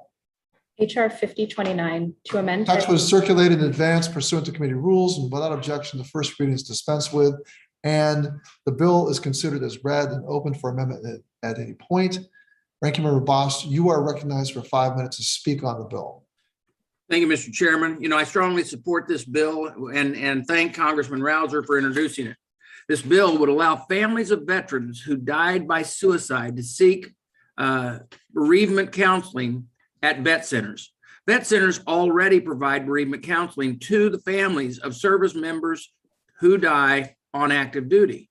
If a service member dies by suicide a week before they separate from service, their family member would be able to get grief counseling from the vet center. This bill would ensure that that same grief counseling is available if the veteran dies by suicide a week after their separation from service as well. While we continue to work to try to stop veteran suicide altogether, we must never forget the loved ones of those veterans who have already lost their lives. My heart goes out to those families. I know that they will never stop grieving the loss of their veteran mother, father, sister, brother, or spouse. I pray that this bill will help them find some measure of solace and support. And with that, I yield back.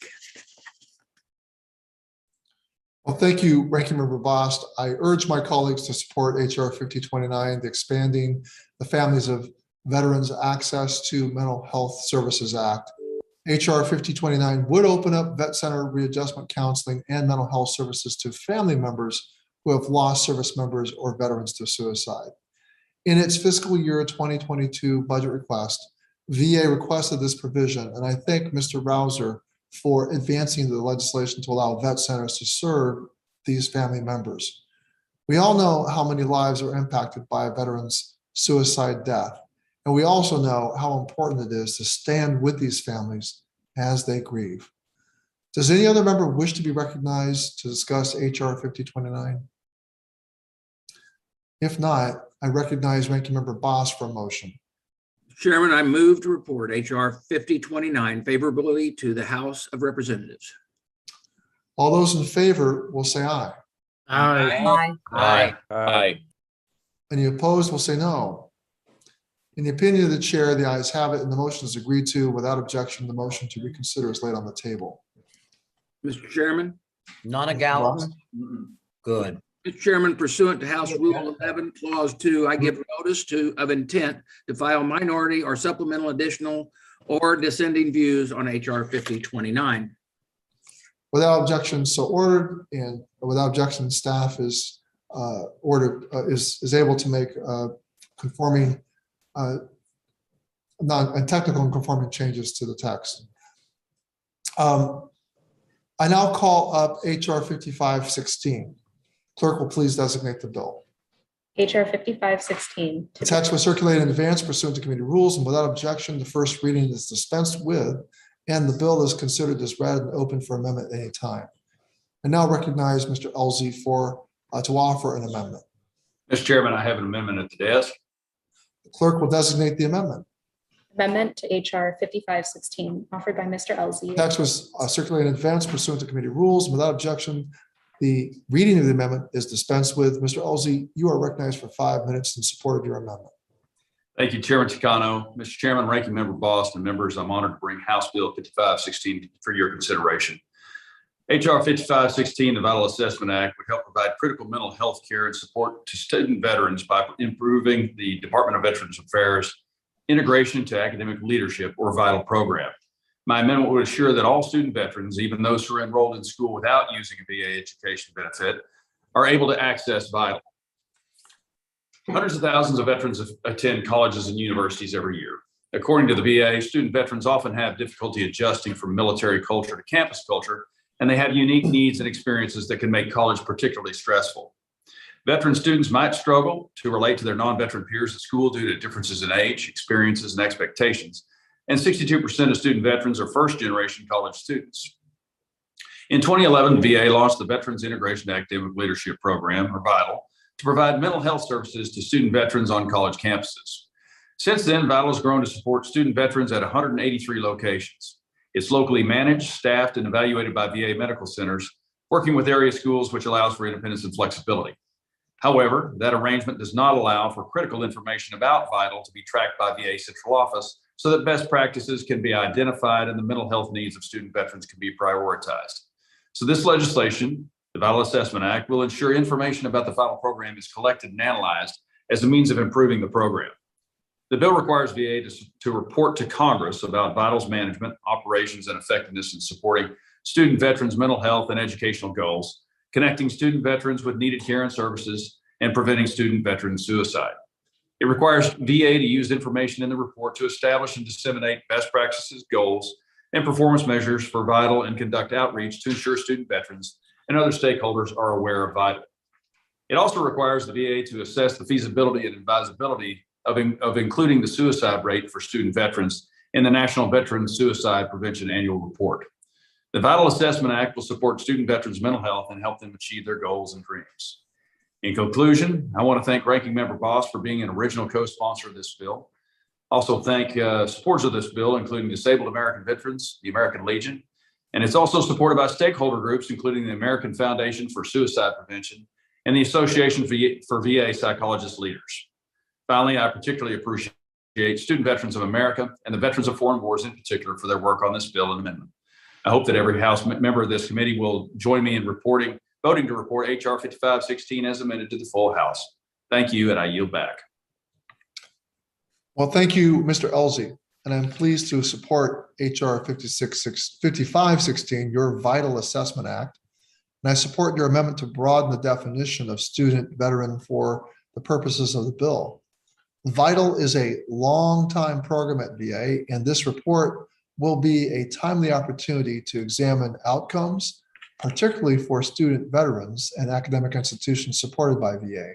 So I urge all members to support the amendment to HR 5616. Is there a further debate on the Elzey amendment? Mr. Chairman. Ranking Member Bost. Thank you, Mr. Chairman. Hey, I want to thank Congressman Elzey. You know, he's the newest member of this committee and my friend and fellow veteran, and for his work on this bill and the amendment. You know, I'm proud to support both today. The Vital Assessment Act will improve mental health care for student veterans. We know that student veterans have big dreams and goals.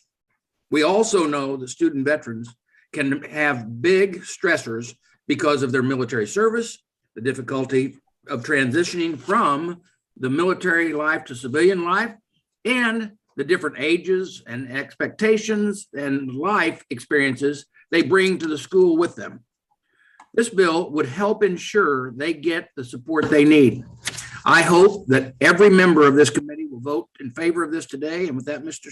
Chairman, I yield back. Thank you, Ranking Member Bost. Is there any further discussion on the LC amendment? Seeing or hearing none, the question is on the LC amendment to HR 5516. All those in favor will say aye. Aye. Aye. Any opposed will say no. In the opinion of the chair, the ayes have it, and the LZ amendment is agreed to. Without objection, the motion to reconsider is laid on the table. I now recognize Ranking Member Bost for a motion. Thank you, Mr. Chairman. I move to report HR 5516 as amended favorably to the House of Representatives. All those in favor will say aye. Aye. Aye. Aye.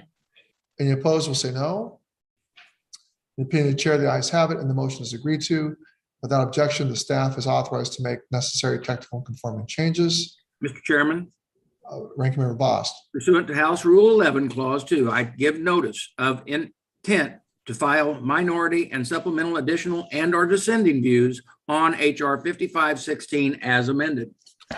Without objection, so ordered. The committee will now proceed to the consideration of HR 5529. The clerk will please designate the bill. HR 5529 to direct. Text was circulated in advance pursuant to committee rules. Without objection, the first reading is dispensed with, and the bill is considered as read and open for amendment at any point. Dr. Miller Meeks, you are recognized. Thank you, Mr. Chair. I have an amendment at the desk. Clerk will designate the amendment in the nature of a substitute. Amendment in the nature of a Text substitute. was circulated in advance pursuant to committee rules, and without objection, the reading of the amendment is dispensed with. Dr. Miller Meeks, you're recognized for 5 minutes in support of your amendment. Thank you, Mr. Chair. I greatly appreciate you including my bill, HR 5529, the Veterans Justice Outreach Improvement Act, on the agenda for today's markup. My bill would make a number of improvements to the Department of Veterans Affairs Veterans Justice Outreach Program. The Veterans Justice Outreach Program works by identifying so-called justice-involved veterans, those who are in jail or who have been charged with an offense that is working its way through the court system, and offering them support and assistance accessing VA care, benefits, and services. Justice-involved veterans are at an increased risk of becoming homeless, suffering from a mental health condition, and dying from suicide more so than other veterans. These are men and women who have served their country and our country, and their current legal troubles may be the result of or worsened by their service-connected conditions or the time they have spent in uniform. The Veterans Justice Outreach Program throws them a much-needed lifeline, and in coordination with veterans treatment courts across the country can help them avoid jail time altogether, have a reduced sentence, and or get them healthy and back on their feet after their debt to society has been paid. However, the Government Accountability Office recently found serious deficiencies in VA's management of the Veterans Justice Outreach Program, the hiring and training of Veterans Justice Outreach specialists, and the identification of justice-involved veterans. As is often the case, sadly, those deficiencies were greater for rural communities where we know we have a significant proportion of veterans reside. My bill would correct the problems that the GAO identified with the Veterans Justice Outreach Program, help better serve justice-involved veterans in rural or underserved communities that are located far from VA medical center campuses, and improve outreach and communication to justice-involved veterans, stakeholders in veteran and criminal justice communities, and Congress on Veterans Justice Outreach and VA's involvement with Veterans Treatment Court. This bill is supported by the Veterans of Foreign War, the Disabled American Veterans, the American Legion, the Student Veterans of America, and the Association of VA Psychological Leaders. I appreciate their support. I also want to give a special shout out to Veterans of Foreign War, Student Veterans of America, Student Veteran Fellow Eric Sowers, whose hard work on Veterans Treatment Courts contributed greatly to this bill. Eric is a fellow veteran, and I'm grateful for his advocacy and leadership on this issue. The amendment in the nature of a substitute that I'm offering this afternoon strengthens the underlying bill by incorporating technical assistance from GAO based on their recent work and feedback from Chairman Takano's staff, our Senate colleagues, and other stakeholders. I am proud to support this important bill and amendment today. I hope that all of my committee colleagues from both sides of the aisle will join me. Thank you, and with that, I yield back. Well, thank you, Dr. Miller Meeks. I do urge my colleagues to support your amendment in the nature of a substitute to HR 5529, the Veterans Justice Outreach Improvement Act. Some of you may not know a lot about this program, but VA has about 400 specialists who work with jails and municipal courts to identify and assess the needs of arrested or incarcerated veterans with the goal of connecting those veterans to VA healthcare services. Many of these veterans are not aware that they are eligible for VA healthcare. I think this is a very important program at VA and one that needs increased attention, evaluation, and resources. Is there, Dr. Ruiz, I see you. Do you wish to be recognized, Dr. Ruiz? I don't see this. Your hand was No, up. sir, that was an automatic hand raise that my iPad picked up when I did something here. So sorry about that. Oh, okay, I did. Mr. Chairman, Congresswoman Mace, I have an amendment to the amendment in the nature of a substitute. Yes, of course. The clerk will designate the amendment. Amendment to the amendment in the nature of a The substitute. text was circulated in advance pursuant to committee rules and without objection. The reading of the amendment is dispensed with. Congresswoman Mace, you are recognized for 5 minutes to speak on your amendment to the amendment in the nature of a substitute.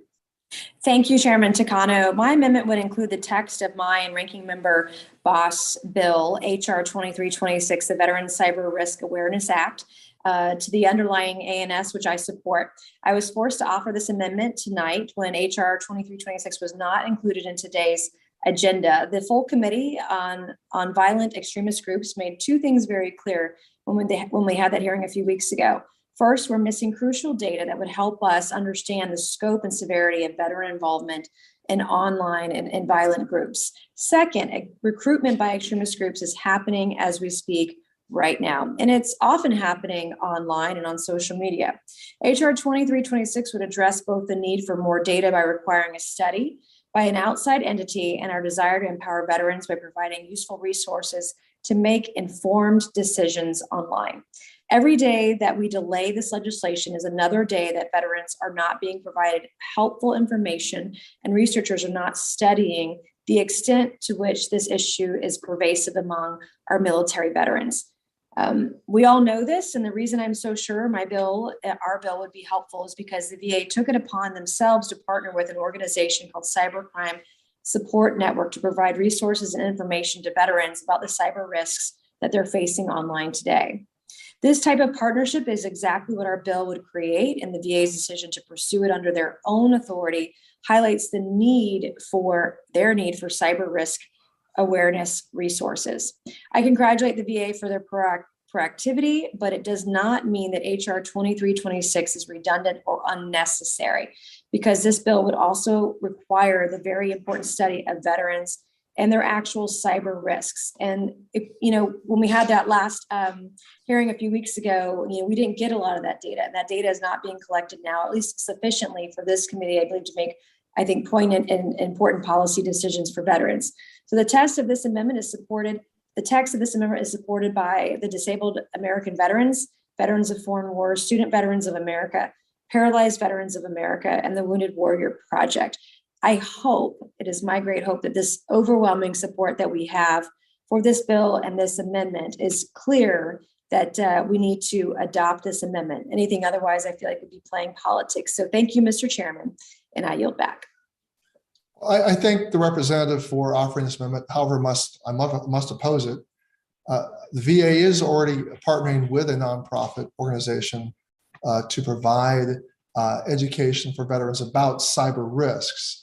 This amendment, as written, was not supported by the VA in testimony during the Technology Modernization Subcommittee.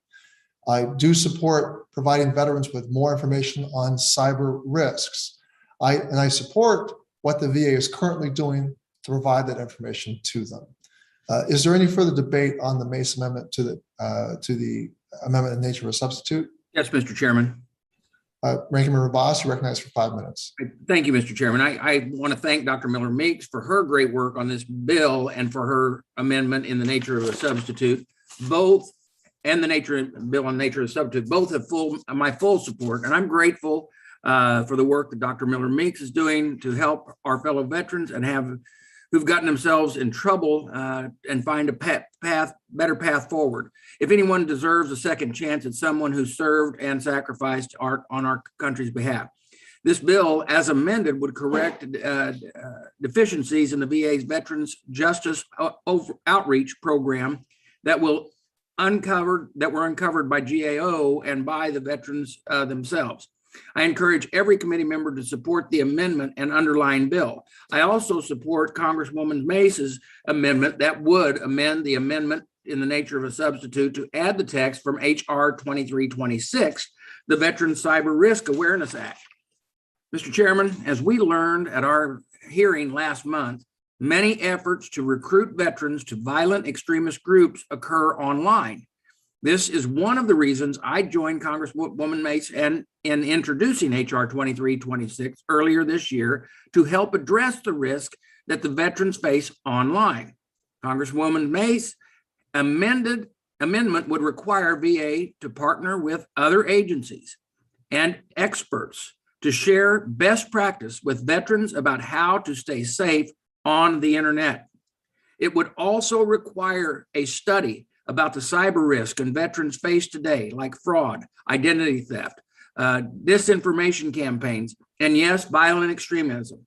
One of the major takeaways from our hearing last month was that we need better data on veterans and their involvement in extremist groups. The amendment would help provide some of that missing data. Despite my request to include HR 2326 on today's agenda, it was not included. The language in this amendment is supported by disabled American veterans, veterans of foreign war, VFW, the Wounded Warriors Project, Student Veterans of America, and Paralyzed Veterans of America. That's a lot of strong groups in support. And I would help keep veterans, it will help keep veterans safer while protecting their First Amendment rights and finding answers to outstanding questions about veterans and violent extremism. I hope every committee member will join me in supporting Congresswoman Mace's amendment. And with that, I yield back. Well, thank you, Ranking Member Bost. I want to just reiterate that, that I support the underlying proposal by Dr. Melvin Meeks, but I do not support this amendment. And if there are any further discussion on the Mace amendment to the ANS. If not, the question is on the Mace amendment to the ANS to HR 5529. All those in favor will say aye. Aye. Aye. Aye. Aye. All those opposed will say no. No. In the opinion of the chair, No. in the opinion of the chair, the noes have it, and the Mace amendment to the ANS is not agreed to. Mr. Without Chairman, objection, the motion. Mr. Chairman, I request a recorded vote. A recorded vote is requested. Is there a sufficient second? A recorded vote. There being a sufficient second, a recorded vote is ordered pursuant to Committee Rule 4. Further proceedings on the measure shall be postponed. Is there further debate on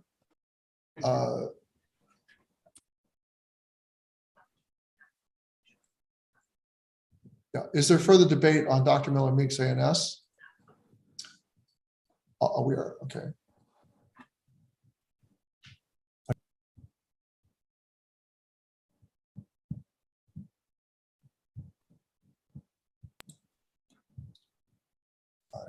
All right, so we'll just move on to the next one, right? Okay.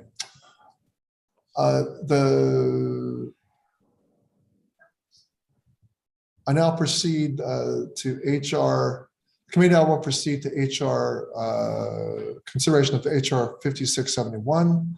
The clerk will designate the bill. HR 5671 to authorize the Secretary of Veterans Affairs to furnish seasonal influenza. Text was circulated in advance pursuant to committee rules without objection. The first reading is dispensed with, and the bill is considered as read and open for amendment at any point. I now recognize myself for 5 minutes. Public health experts have determined that administering COVID-19 vaccines and influenza vaccines at the same time is not only safe, but recommended. And that is why I've introduced language that would modify VA's authority under Save Lives Act which passed unanimously in both the House and the Senate earlier this year, to also provide flu vaccines to the same population. By providing easy access to both vaccines at the same time, I hope we can begin to reduce the burden on the broader healthcare system this winter. These times, the times we live in, are unprecedented, and as a result, we should be open to thinking outside the box to better public health. I hope my colleagues will support this common sense legislation, and I'll recognize Ranking Member Bost to offer an amendment. Thank you, Mr. Chairman. I have an amendment at the desk. The clerk will designate the amendment in nature of a substitute. Amendment to HR 5671, offered by Mr. Bost. Text was circulated in advance pursuant to committee rules. Without objection, the reading of the amendment is dispensed with. Ranking Member Bost, you're recognized for 5 minutes in support of your amendment. Thank you, Mr. Chairman. I appreciate that you introduced this bill tonight. You and I worked together earlier this year, right out of the gate, for me and as a ranking member, as a ranking member, to expand VA's ability to vaccinate all veterans as well as their caregivers, spouses against COVID-19 in the Save Lives Act. This bill would allow the VA to provide flu vaccines to those individuals as well. The flu shares many of the same symptoms as COVID. Getting more people vaccinated against flu can avoid a deadly winter surge of both the flu and COVID that could further overburden our healthcare system and healthcare workers. And I support that. However, my amendment would limit it to the 2021 through 2022 flu seasons only. VA medical facilities exist to serve veterans with service-connected conditions or without the means to seek care of them elsewhere. There is an opportunity cost for veterans wherever the VA services are expanded to other groups, particularly to non-veteran groups. I do not take that lightly. Expanding services to VA medical centers and clinics to potentially large groups of non-veterans is what this bill will do. That is an extraordinary step. As we continue to come out of this pandemic and get back to life, as we knew it before March 2020, extraordinary steps like this one are appropriate to keep Americans healthy, support healthcare workers, and keep recovery efforts intact. But by next flu season, unless something else goes very, very wrong, we will be in a much better place. At that time, it will be more than appropriate to preserve the VA medical facilities for veterans and have non-veteran spouses and caregivers go get their flu shots elsewhere as they always have before. And, I hope my amendment will have a support of every committee member. And with that, I yield back. Thank you, Member Bost. I so appreciate your willingness to work with me on this topic, and I welcome your amendment to my bill. I do regard our work together on the Save Lives Act as one of our finer moments during this session of Congress. I do ask all my colleagues to support the Bost amendment. Is there further debate on the Bost amendment? Seeing none, the question is on the Bost amendment to HR 5671. All those in favor will say aye. Aye. Aye. All those opposed will say no. In the opinion of the chair, the ayes have it, and the Bost amendment is agreed to. And without objection, the motion to reconsider is laid on the table. I now recognize Ranking Member Bost for a motion. Thank you, Mr. Chairman. I move to report HR 5671 as amended favorable to the House of Representatives. All those in favor say aye. Aye. Aye. Aye. Aye. All those opposed say no. In the opinion of the chair, the ayes have it, and the motion is agreed to. Without objection, the motion to reconsider is laid on the table. Mr. Chairman, Ranking Member Bost. pursuant to House Rule 11, Clause 2, I give notice of intent to file a minority and supplemental additional and or dissenting views on HR 5671 as amended. Without objection, the staff is authorized to make necessary technical and conforming changes. Let me just say, I do believe that this action, should we be successful on the floor of the House and to have agreement in the Senate, we will save lives. So thank you. Thank you. I now call up HR 2385. The clerk will please designate the bill. HR 2385. The text was circulated in advance pursuant to committee rules. Without objection, the first reading is dispensed with, and the bill is considered as read and open for amendment at any point. I now recognize Chairwoman Brownlee to offer an amendment. Mr. Chairman, I have an amendment in the nature of a substitute at the desk. Clerk will designate the amendment in nature of a substitute. Amendment in the nature of a substitute. Text was circulated in advance pursuant to committee rules. Without objection, the reading of the amendment is dispensed with, and the substitute will be considered as original text for the purposes of amendment. Chairwoman Brownlee, you are recognized for 5 minutes in support of your amendment. Thank you, Mr. Chairman. I am very pleased to offer this amendment in the nature of the substitute for consideration by the full committee to my bill, HR 2385, the Justice for Women Veterans Act. Through my work as chair of the Health Subcommittee, I've met with countless women veterans whose lives remain impacted by discriminatory policies that were in place during their time in uniform. One such policy discriminated against pregnant service members and was in effect from 1951 until 1976. Women became permanent members of the regular armed forces in 1948 when President Truman signed the Women's Armed Services Integration Act into law. With the expansion of the military to include women, the possibility arose for the first time that members of the regular components of the armed forces could become pregnant. In 1951, President Truman signed an executive order that granted the armed forces the authority to involuntarily separate or discharge a woman if she became pregnant, gave birth to a child, or became a parent by adoption or as a step-parent. In response, the armed forces systematically discharged thousands of women who became pregnant, regardless of whether the pregnancy was planned, unplanned, or was the result of sexual assault. Although the armed forces were required to offer women the opportunity to request retention in the military, few women were granted this opportunity. The armed forces did not provide required separation benefits, counseling, or assistance to these women. At a time when these women needed their income the most, they were summarily fired. The policy was finally rescinded in 1976 following a federal district court ruling that it was deemed that it was unconstitutional. On the Veteran Affairs Committee, we have learned that DoD policies that result in involuntary discharges, such as those that took place under Don't Ask, Don't Tell, frequently result in irregularities that cause veterans to either wrongfully lose access to benefits or be unaware of their eligibility. The thousands of women who were kicked out of the military for pregnancy or parenthood under the 1951 policy should have had the opportunity to have the full careers in the service that they wanted. While we cannot give them back their careers, we can bring them justice by restoring benefits to them and their families, caregivers, and survivors. My amendment directs the Government Accountability Office to conduct a study to identify how many women were involuntarily discharged for pregnancy or parenthood from 1951 to 1976. The study will identify if there were disparities in those separations that took place based upon branch of service, rank, race, and ethnicity.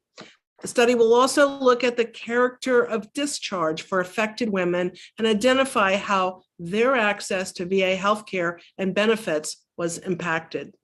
Most importantly, the study will provide recommendations for improving access to resources for those women veterans through the Department of Veteran Affairs.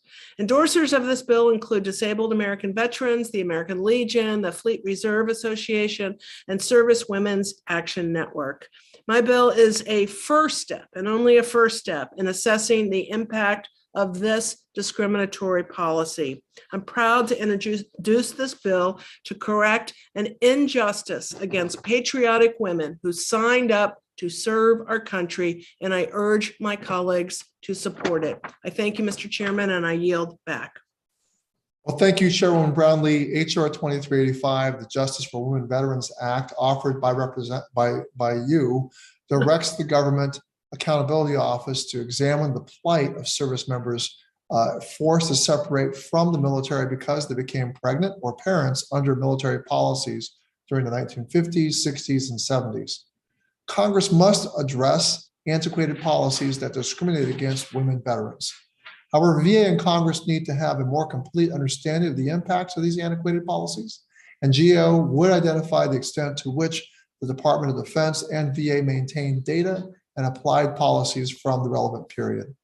GAO would also analyze the data to, and among other things, determine how discharges and separations affected women service members' access to VA benefits and care, and make recommendations for improving that access. The ANS makes some minor modifications to the underlying bill, including the addition of an interim briefing to Congress before the final completion of GAO's examination. This legislation is supported by the Modern Military Association of America, Disabled American Veterans, Minority Veterans of America, and the Black Veterans Empowerment Council. I urge all my colleagues to support the ANS to HR 2385. Is there further debate on the Brownlee Amendment? Mr. Speaker, or Mr. Chairman. I don't dare you get away with calling me Mr. Speaker. So. That's all right. I got called general in last night's committee markup. So it was. Well, we have one speaker. We know who that is. All right. Go ahead, Ranking Member Bost, 5 minutes. Thank you, Mr. Chairman. I support the amendment in the nature of a substitute on HR 2385. You know, Congresswoman Brownlee's bill would require GAO to review administrative discharges of pregnant women between 1948 and 1975. The youngest women in this group is now 64 years old, and the oldest would be over 110 years old. Now, I'm not sure what the review will find or if its findings will lead to legislation. But regardless of the review's finding, this is exactly why this committee has always prioritized well thought out studies over uninformed and rushed policymaking. I believe this GAO review will help VA as it continues the Trump administration policy to review the veteran's character of discharge to see if the discharges can be upgraded. And I'm glad I can support this bill. And with that, I yield back. Well, thank you, Ranking Member Bost. Is there further debate on the Brownlee ANS? If not, the question is on the Brownlee ANS to HR 2385. All those in favor will say aye. Aye. Aye. Aye. Any opposed will say no. No. He says no. Okay. In the opinion of the chair, No. the ayes, in the opinion of the chairs, the chair of the ayes have it, and the Brownlee ANS is agreed to. Without objection, the motion to reconsider is laid on the table. I recognize Ranking Member Bost for a motion. Thank you, Mr. Chair. I move to report HR 2385 as amended favorable to the House of Representatives. All those in favor will say aye. Aye. All those opposed will say no. Aye. All those opposed will say no. In the opinion of the chair, the ayes have it and the motion is agreed to. Without objection, the motion to reconsider is laid on the table. Mr. Chairman, Ranking Member Bost. pursuant to House Rule 11, Clause 2, I give notice of intent to file minority and supplemental additional and or dissenting views on HR 2385 as amended. Without objection, the staff is authorized to make necessary technical and conforming changes in the committee amendments. I now call up HR 5562. Clerk will please designate the bill. HR 5562 to amend Title 30. Text was circulated in advance pursuant to committee rules. And without objection, the first reading is dispensed with and the bill is considered as read and open for amendment at any point. I now recognize myself for 5 minutes. To speak in favor of Mr. Harder's World War II Veterans Hospital and Medical Eligibility Act, which would make each and every living World War II veteran eligible for VA healthcare. The eligibility criteria to receive health care from VA has evolved since the greatest generation served in uniform. And as a result, around a quarter of these veterans are not eligible to access care from VHA. This legislation would exempt them from means testing for VHA, ensuring any and all of the remaining veterans who served during World War II have access to health care, nursing home care, home and community-based services, and support for caregivers. Mr. Harder's bill would simply do the same for World War II veterans. We must ensure that those we call our greatest generation are able to live out their remaining days with good care and comfort. It's quite literally the least we can do. So I urge my colleagues to support this legislation. Does any other member wish to be recognized to discuss HR 5562? Mr. Chairman. Ranking Member Bost. Thank you, Mr. Chairman. I will be supporting this bill today. You know, surviving members of the greatest generation deserve respect, gratitude, and support. This bill delivers by expanding their eligibility to receive VA care so that not a single one of them will go without the needed support in their twilight years. That said, this bill is yet another reminder for me of the need for review of the VA eligibility system. Eligibility for care in the VA healthcare system is based on certain enrollment priority groups. These priority groups were created in the mid-1990s. Needless to say, we live in a very different world now than we did then. Unfortunately, VA's priority group system has not changed with the times. Clearly, it doesn't allow VA to serve all the veterans we want it to, or there would be no need for this bill today. My bill, HR 1216, the Modernization Veterans Healthcare Eligibility Act, is based on the recommendations from the Bipartisan Commission on Care to create a commission to recommend changes to the VA's priority group system. That would allow us to improve the way VA delivers care to veterans and ensure that no group of veterans is left behind. I hope that my bill can be considered and advanced by this committee very soon. In the meantime, I'm pleased to support this bill today as a gesture of immense gratitude and respect for the veterans of World War II. I would note before closing, Mr. Chairman, that I was very surprised by the preliminary CBO score this bill received. According to CBO, this bill would increase discretionary cost by the hundreds of millions over a 5-year period. I think that's wildly off base. VA estimates that there are 14,000 World War II veterans that would be eligible to enroll in the VA healthcare system in the first year of this bill's enactment. An additional 5,000 would be eligible to enroll in the following year. We know that not all of those veterans would seek VA care, and most of them would continue to use their existing source of health care coverage because we know with their ages in 95 years or above, they would probably want to stay with their existing doctor. But it's no secret that members are bound to comply with the CBO cost estimate, no matter how incorrect we think it might be. It's also no secret that a bill with hundreds of millions of dollars in the cost will not offset and will have a heck of a time passing the House or the Senate. And that's for good reason. But we have a responsibility to be careful with how we spend the tax dollars. But because I believe the CBO score has missed the mark by miles on this bill, we have an obligation to care for the veterans who saved this free world from tyranny in World War II. I will be supporting this bill. That said, I hope that I can work together after the markup, Mr. Chairman, with you to address the CBO's estimate and ensure this bill is fiscally responsible before considering on the field or considering on the floor. With that, I yield back the balance of my time. Does any other member wish to speak on this legislation, the Harder bill?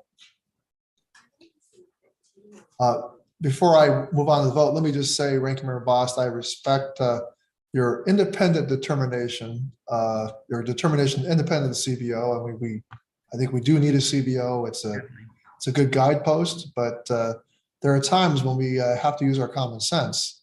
I know that some members of this committee have quarreled over how they score our leases. And many of us would say that even issues that are in front of us tonight with regard to the CBO, we have to use our common sense. So I appreciate, with all jesting aside, Ranking Member Bost, with regard to our greatest generation, we are obligated to follow our common sense and know that CBO estimation is something that we need to take into account, but we also have to do the right thing. And I look forward to working with you. So the question now is on. Mr. Chairman. Yes, Can I ask, I'm sorry, we have had several people leave. We need to get the quorum present on screen before we take the vote. So you question the absence of a quorum. All right. Members, make sure your cameras are turned on.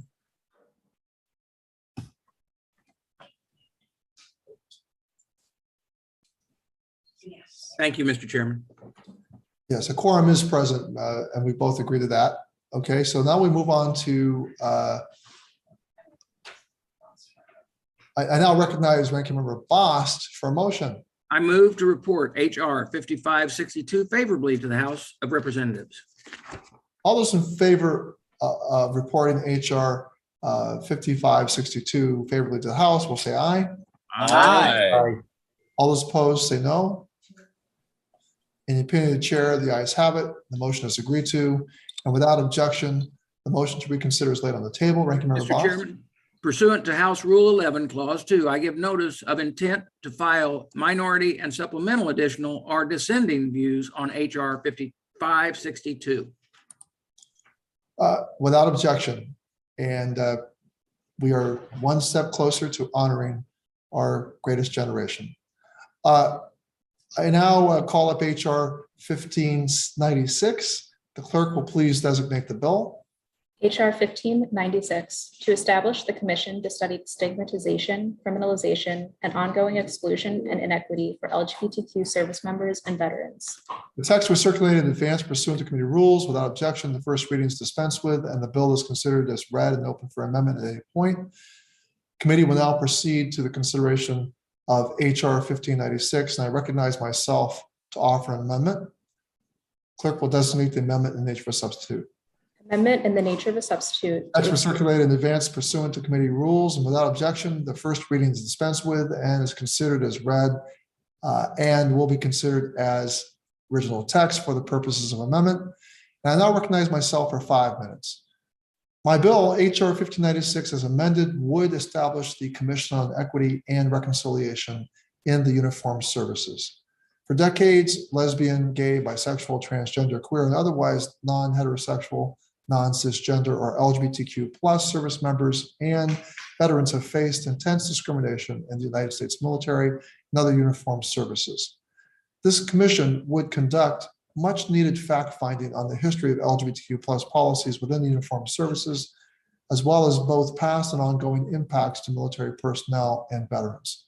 It would also provide Congress with recommendations for a path forward that the Department of Defense and the Department of Veterans Affairs should follow, both to both remedy and to both remedy the harm done and ensure equity for current and future LGBTQ plus Americans who serve our nation. Even as they swore to protect and defend their country, both in peacetime and in war, LGBTQ plus service members face the threat of humiliation, forcible discharge from service, and even violence or imprisonment for being who they were. Women and service members of color were disproportionately impacted and were caught in the crosshairs of existing structures of sexual harassment and racial discrimination, along with the anti-LGBTQ plus policies. Even after the repeal of policies barring LGBTQ plus personnel from openly serving, these members of the uniformed services still face substantial barriers. Further, LGBTQ+ veterans remain underserved by a VA. A report released by the VA Office of Health Equity showed that these veterans are 5 times as likely to be diagnosed with PTSD as heterosexual veterans. However, thousands of veterans remain unable to receive services related to the lasting psychological impacts of their service. A comprehensive understanding of the depth and breadth of the challenges that face this population is critical to ensuring that all veterans receive the care they have earned and deserve. The ANS makes only minor changes, such as to the bill's title and shortening the historic analysis from the 18th century to World War II, adding to the specific policies under analysis, and the broadening of who selects the commission membership. My legislation has the endorsement of the American Legion, Disabled American Veterans, Minority Veterans of America, Modern Military Association of America, Paralyzed Veterans of America, and the Veterans of Foreign Wars, among others. I urge my colleagues to vote in favor of this important bill. Is there further debate on the amendment? Mr. Chairman. Ranking Member Bost. Mr. Chairman, I will not be able to support this bill to create a presidential commission to review the Department of Defense policies and actions. Now, I understand the intent of the bill. However, there is no need for a presidential commission to review this topic. If any entity were to review the past actions and policies of the military, it should be DOD. And in fact, this is already happening. Unfortunately, we do not have testimony from DOD because they did not testify at the legislative hearing on this bill. VA shares my concern about being pushed into the middle of a DOD effort. VA already has authority to review a veteran's character of discharge to see if the discharge can be upgraded for providing benefits. The Trump administration used that authority to propose new regulations to review the possibility of changing eligibility status for veterans given other than honorable discharges. That included discharges related to don't ask, don't tell, as well as many other reasons, including a diagnosis of PDS. I do not believe this commission is the highest and best use of our resources. As such, I respectfully oppose this legislation, and with that, I yield back. Well, thank you, Ranking Member Bost. Is there any other discussion of HR 1596? If not, the question is on the ANS to HR 1596. All those in favor will say aye. Aye. All those opposed will say no. No. No. In the opinion of the chair, the ayes have it, and the Takano ANS is agreed to, and without objection, the motion to reconsider is laid on the table. I now recognize Vice Chairman Levin for a motion. Mr. Chairman, I move that HR 1596 as amended be reported favorably to the House. All those in favor of the motion will say aye. Aye. Aye. Aye, aye. Any opposed will say no. No. No. No. In the opinion of the chair, the ayes have it, and the motion is agreed to. Mr. Chairman, Mr. Chairman, I request a recorded vote. A recorded vote is requested. Is there a sufficient second? Second. Second. There being sufficient second, a recorded vote is ordered, and pursuant to Committee Rule 4, further proceedings on the measure shall be postponed.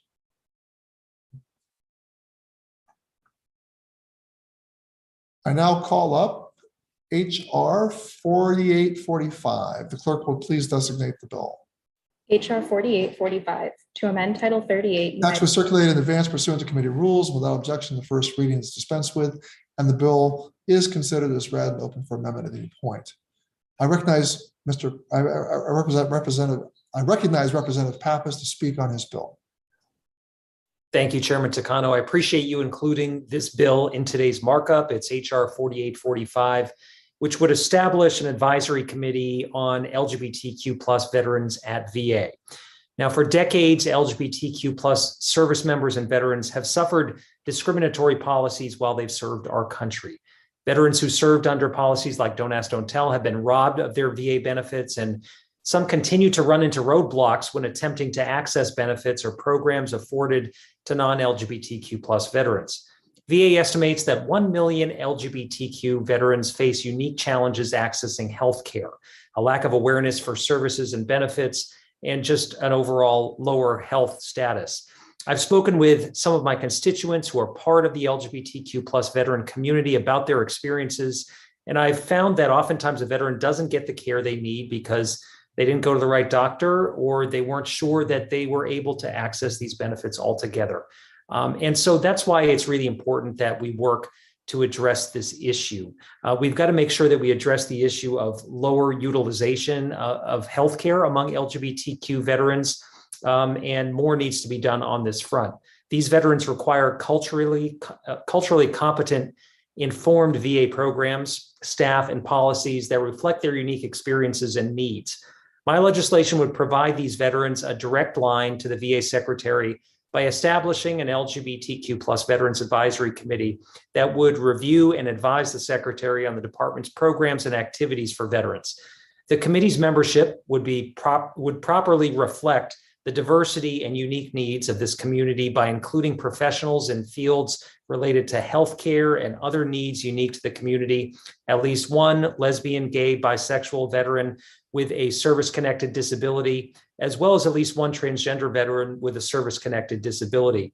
Minority veterans and veterans voluntarily and involuntarily separated from service would be included. The committee would submit an annual report to the secretary, which would include an assessment of the needs of LGBTQ plus veterans with respect to VA benefits and programs, and make recommendations for how to better serve the community. So while VA has made progress, certainly, in making inroads with this population, righting the wrongs of the past to make these veterans whole again requires more work. We must ensure that LGBTQ plus veterans and their perspectives are being heard and the community's needs are being met at VA. And I urge my colleagues to support this legislation. I thank you for including it, and I yield back, Mr. Chairman. Well, thank you, Mr. Pappas. I recognize myself for 5 minutes. HR 4845, offered by Chairman Pappas of the Subcommittee on Oversight and Investigations, would establish an advisory committee on lesbian, gay, bisexual, transgender, and queer veterans to advise the Secretary. The advisory committee would have an important cross-section of members, including experts in the needs of LGBTQ plus veterans. The Secretary will consult regularly with and seek the advice of this newly formed committee regarding the administration of benefits and other programs. The legislation also requires annual reporting on the needs of LGBTQ plus veterans, a review of department programs and recommendations. It is supported by the Modern Military Association of America, Disabled American Veterans, Minority Veterans of America, and the Black Veterans Empowerment Council. I urge my colleagues to support HR 4845. Is there further debate on the bill? Mr. Chairman. Ranking Member Bost. Thank you, Mr. Chairman. I am not supportive of this bill that would create a new advisory committee on LGBTQ veterans, and I am not alone in my opposition. VA does not support this bill either. The department's witness testified that at the legislative hearing on this bill that a new advisory committee on LGBTQ veterans is not necessary. VA currently has 27 advisory committees. VA is already taking a number of significant steps to ensure fairness for veterans from all walks of life. It has completed the IDEA task force review and accomplished several goals of increasing equal and outreach to veterans communities, including the LGBTQ veterans.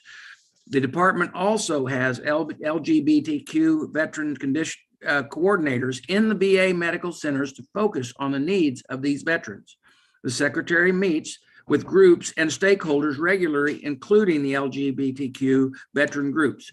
VA has also proposed a change in regulations to review the possibility of changes eligibility for veterans given other than honorable discharges under the Don't Ask, Don't Tell.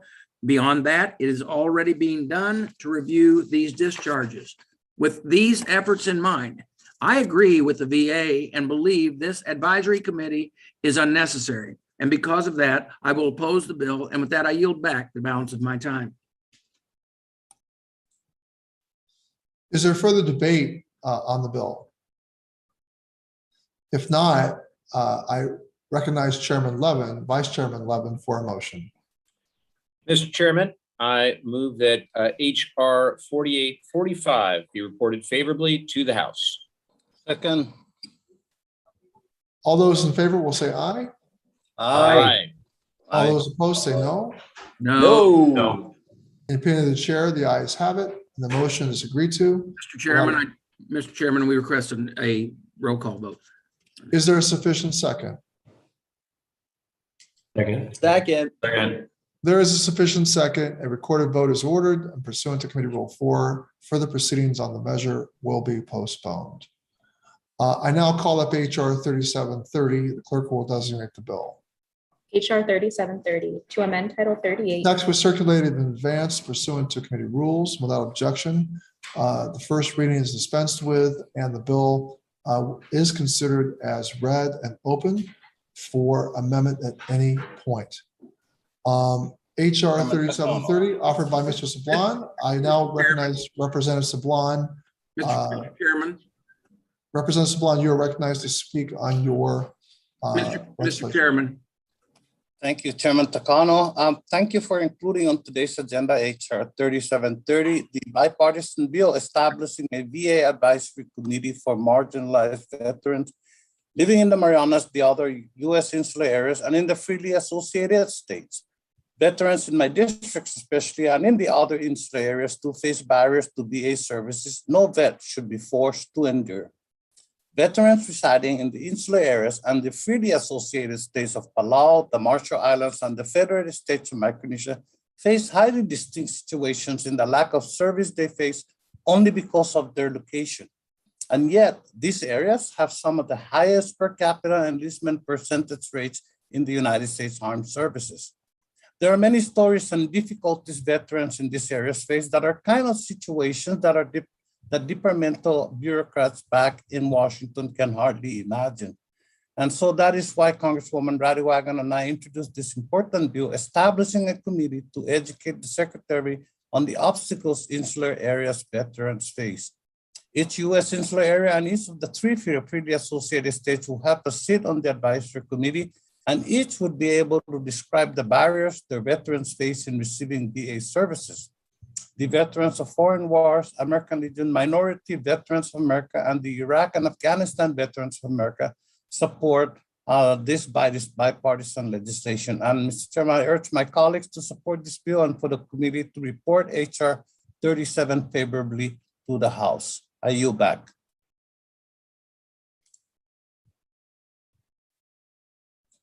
Well, thank you, Mr. Sablon. HR 3730 offered by you and Ms. Radwagen would create an advisory committee on veterans living in outlying areas and freely associated states, including island territories. The advisory committee would have a variety of members, including experts from the covered geographic areas. The Secretary will be able to consult regularly with and receive the input of this advisory committee regarding administration of benefits and VA programs. And once established, the advisory committee would report annually on the needs of the covered veterans and provide much needed recommendations. I urge my colleagues to support the bipartisan HR 3730. Mr. Sablon submitted a statement. Well, he was here to speak in favor of his legislation. Does any other member wish to be recognized to discuss HR 3730? Mr. Chairman. Ranking Member Bost. Mr. Chairman, I want to let you know I support 3730 to create a VA advisory committee on bettering veterans or serving veterans needs in the territories. For a number of Congresswoman Radwagen, Congresswoman Gonzalez Colon, Congressman Sablon, and others, delegates from the territories have honorably served their veterans communities and their constituents who are veterans as well. Committee staff have traveled with many of these delegate colleagues to the North Mariman Islands, American Samoan, and Puerto Rico. We have seen firsthand the disparity and difficulties that their veterans face when trying to access health care and benefits from the VA. The combination of limited transportation options, the lack of local resources, the overlapping federal agency jurisdictions, and the complexities around the VA care in the neighboring foreign nations make the territories very different from the rest of the nation. Unfortunately, the challenges that veterans in these territories face always seem to slide down to the bottom of the VA's priority list. While I am skeptical of new advisory committees, I believe the voices of the veterans in the territories are not being heard. And I share Congresswoman Radwagon's and Congress Sablon's goal of elevating their needs.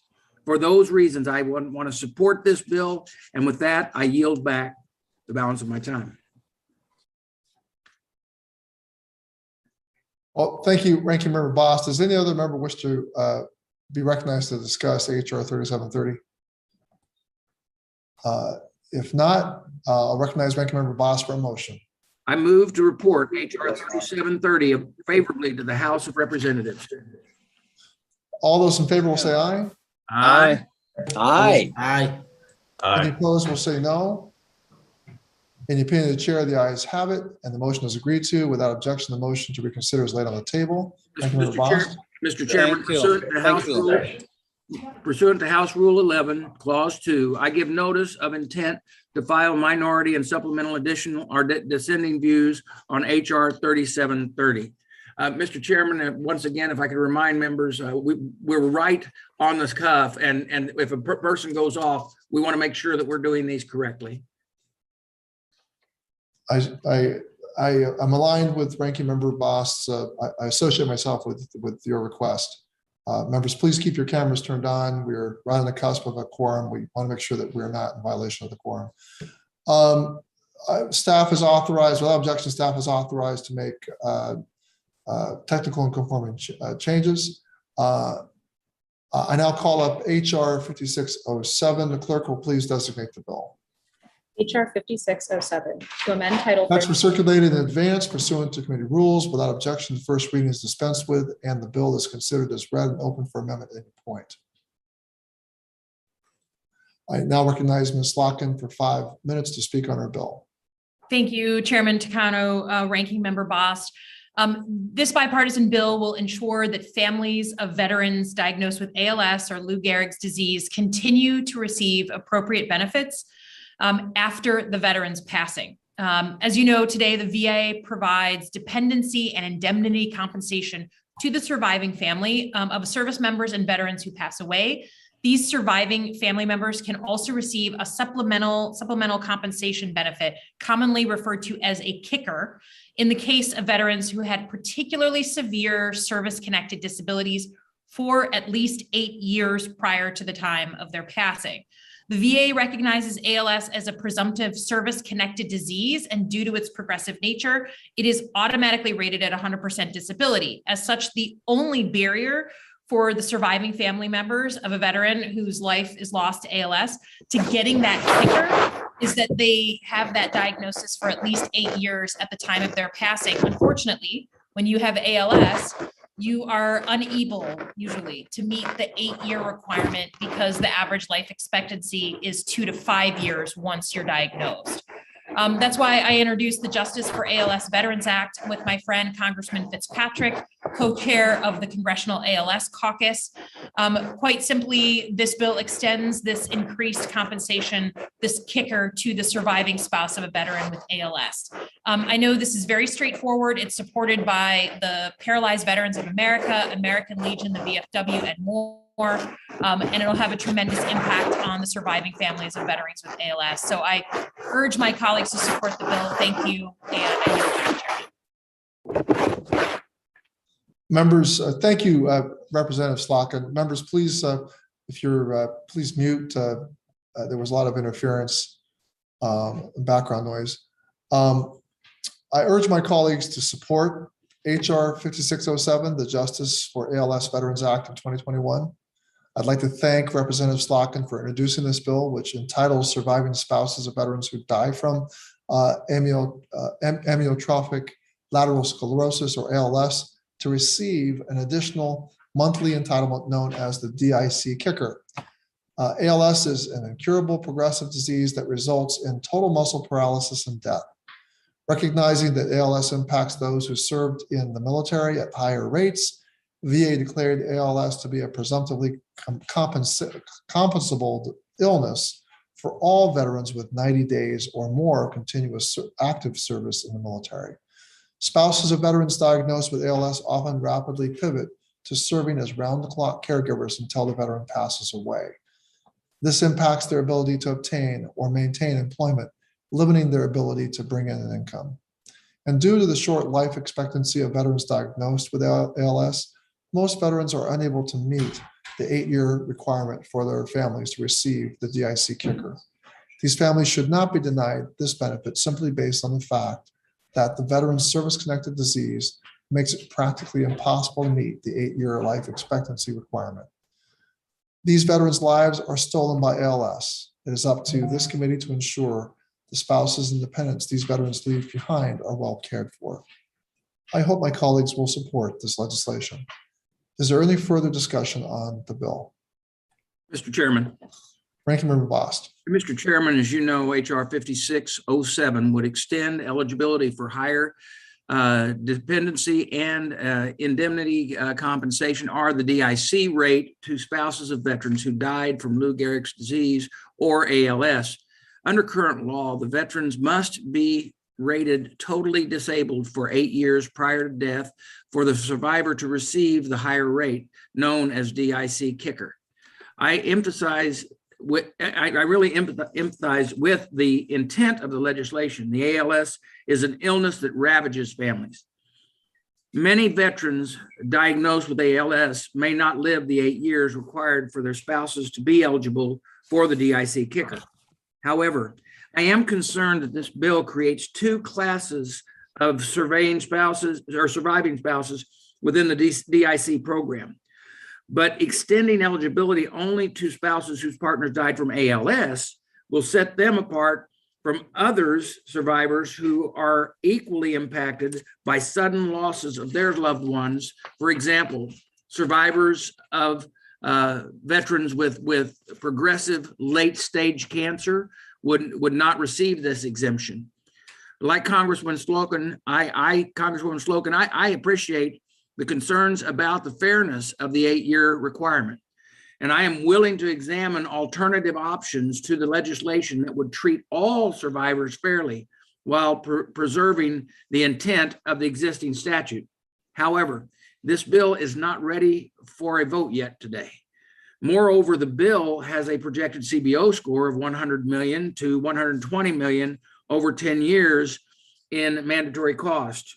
And that's different than the other CBO score that we saw. I think those numbers are accurate. This bill includes no provision of offset for those costs. And I believe the bill should remain in committee while we identify the best path forward, especially when we have families of toxic exposed veterans also waiting on a proposal that we have no offset for yet. The reality is that the offsets are limited in the veteran space, but there are many bills that the committee would like to pass with high price tags, such as this bill. We should be discussing which bills we need to prioritize for these offsets before putting them on a markup. We must reconcile our competing priorities, including addressing the needs of toxic exposed veterans, and make good on our promises we made to our veterans and constituents. As I previously mentioned, I understand the spouses of veterans with ALS face unexpected heavy challenges. However, if the DIC program needs to be improved, we must take all groups into consideration. This bill does not do that.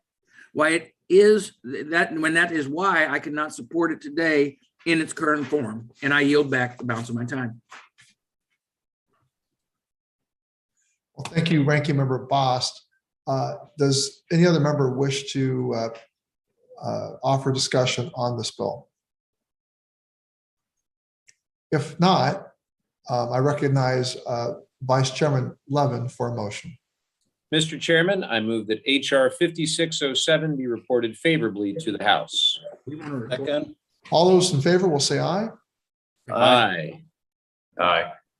All those opposed will say no. No. No. In the opinion of the chair, the ayes have it. The motion is agreed to. Without objection, the motion to reconsider is laid on the Mr. table. Chairman, I request a recorded vote. Is there a sufficient second? Second. There is a sufficient second. A recorded vote is ordered, and pursuant to Committee Rule 4, further proceedings on the measure shall be postponed. The committee will now proceed to the consideration of HR 5151. The clerk will designate the bill. HR 5151, to amend Title 38. Text was circulated in advance pursuant to committee rules. Without objection, the first reading is dispensed with, and the bill is considered as read and open for amendment at any point. This bill, introduced by Representatives Bilirakis and Christ, amends Title 38 to provide for the transfer of entitlement to post 9/11 GI Bill educational assistance when an individual approved to transfer entitlement dies, with the remaining entitlement after designating beneficiaries, but before fully transferring the benefit. The legislation is named after Colonel Jim Turner, a resident of Representative Bilirakis' district, and will ensure the transfer of GI Bill benefits to a surviving family member when a veteran has died prior to completing the benefit transfer process. This will help military and veteran families afford education or job training in the wake of unimaginable hardship. This bill has the support of the American Legion, Student Veterans of America, and the American GI Forum. I urge all members to support HR 5151, and I recognize Ranking Member Bost to offer an amendment. Thank you, Mr. Chairman. I have an amendment at the desk. The clerk will designate the amendment. Amendment to HR The 5151. text was circulated in advance pursuant to committee rules, and without objection, the reading of the amendment is dispensed with. Ranking Member Bost, you're recognized for 5 minutes in support of your amendment. Number one. Thank you, Mr. Chairman. Under current law, a service member that has served at least 6 years of active duty and has agreed to serve another 4 is authorized to being transferred their post 9/11 GI Bill eligibility to their dependents. Service members elect this transfer while on active duty, but are not required to allocate their 36 months of eligibility until their dependent began to actually utilize the benefit. Colonel James Floyd Turner served honorably in Iraq and Afghanistan and was a constituent of Congressman Bilirakis. Sadly, Colonel Turner died by suicide in 2018 due to PTS. From his time on active duty, prior to his death, Colonel Turner had transferred his GI Bill benefits to his daughter. However, he had not allocated his eligibility to her before his death. As a result, the VA reclaimed the GI Bill eligibility and denied Colonel Turner's daughter the opportunity to utilize the benefits he had rightfully earned and transferred to her. If Colonel Turner was alive, he could make the allocation to his daughter and she would still have these benefits. This bill would change current law to ensure that if a veteran dies prior to allocating their benefits to their dependents would still be eligible. This bill would also require VA to evenly distribute any remaining eligibility to all transferees who are then allowed to reallocate the benefits among themselves.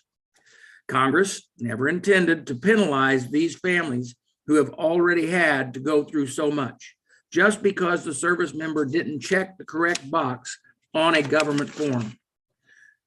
My first amendment to this bill would offset the cost of the bill by adjusting what type of school a participant can attend and receive the GI Bill funds under the Dependents Education Assistance Program, or DEA.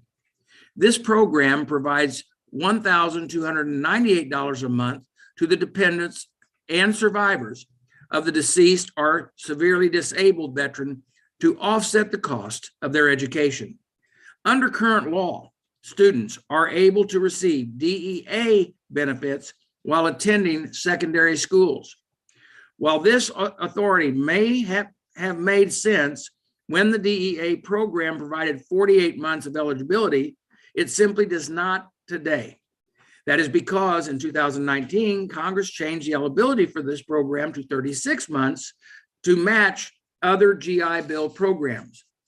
We are putting these students at a disadvantage when they go to use these benefits for higher education and can't fund a 4-year degree because they already used up 36 months of their benefits while attending high school. This change would delay the effective date so current students would not be impacted by it.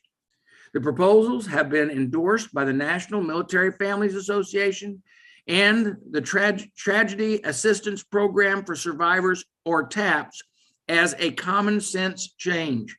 I want to thank Congressman Belrakis for all of his hard work drafting this bill, as well as Chairman Takano for including it in today's markup. I urge all of my colleagues to support my amendment as well as the underlining bill, and I yield back the balance of my time. Well, thank you, Mr. Ranking Member Bost. I support your amendment number 1, which would further protect the Survivors and Dependents Educational Assistance Program by limiting usage of the program in high school, ensuring that the benefits are still whole for college. Does any other member wish to be recognized to discuss Bost Amendment number 1?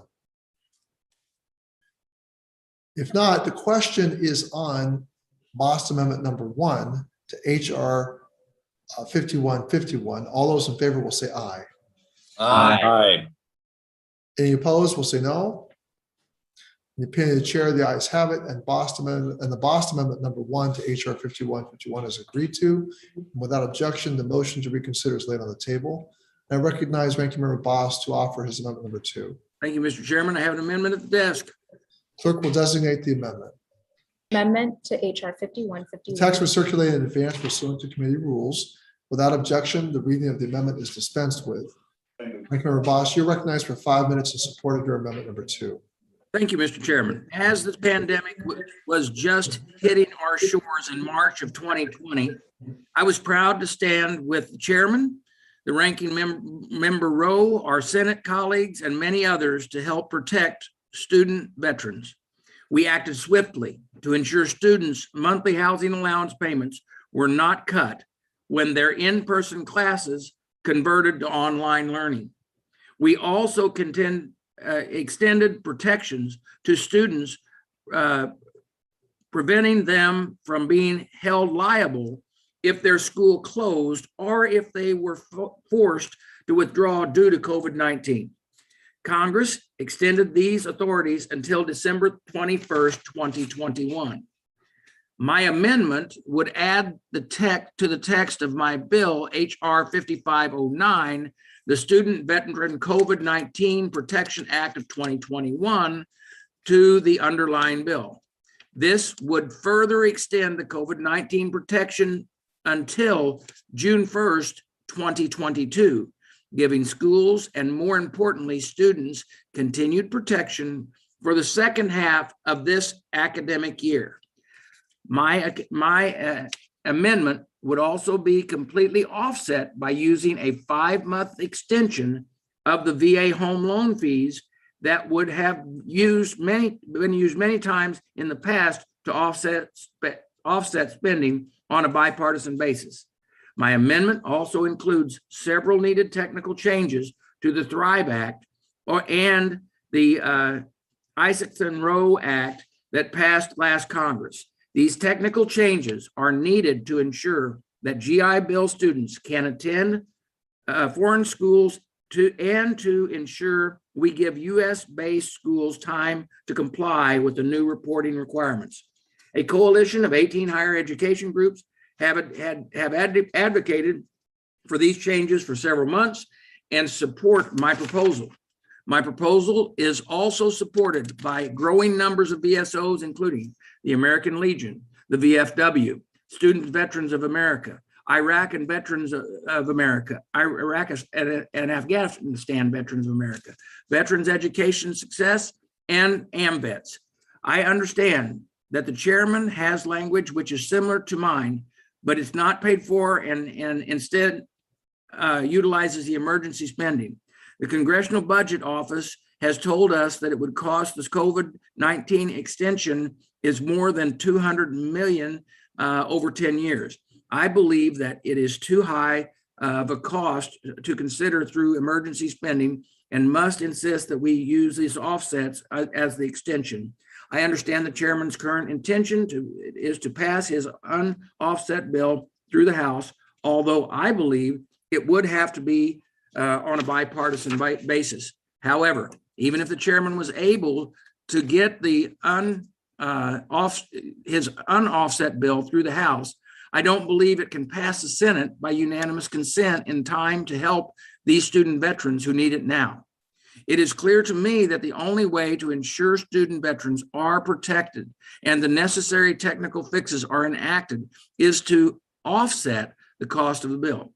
Mr. Chairman, do I have your commitment to sit down with me and our Senate colleagues and come up with an agreement on how to extend these protections in a bipartisan manner? Ranking Member Bost, I am more than eager to work with you and our set of colleagues to find a pathway forward.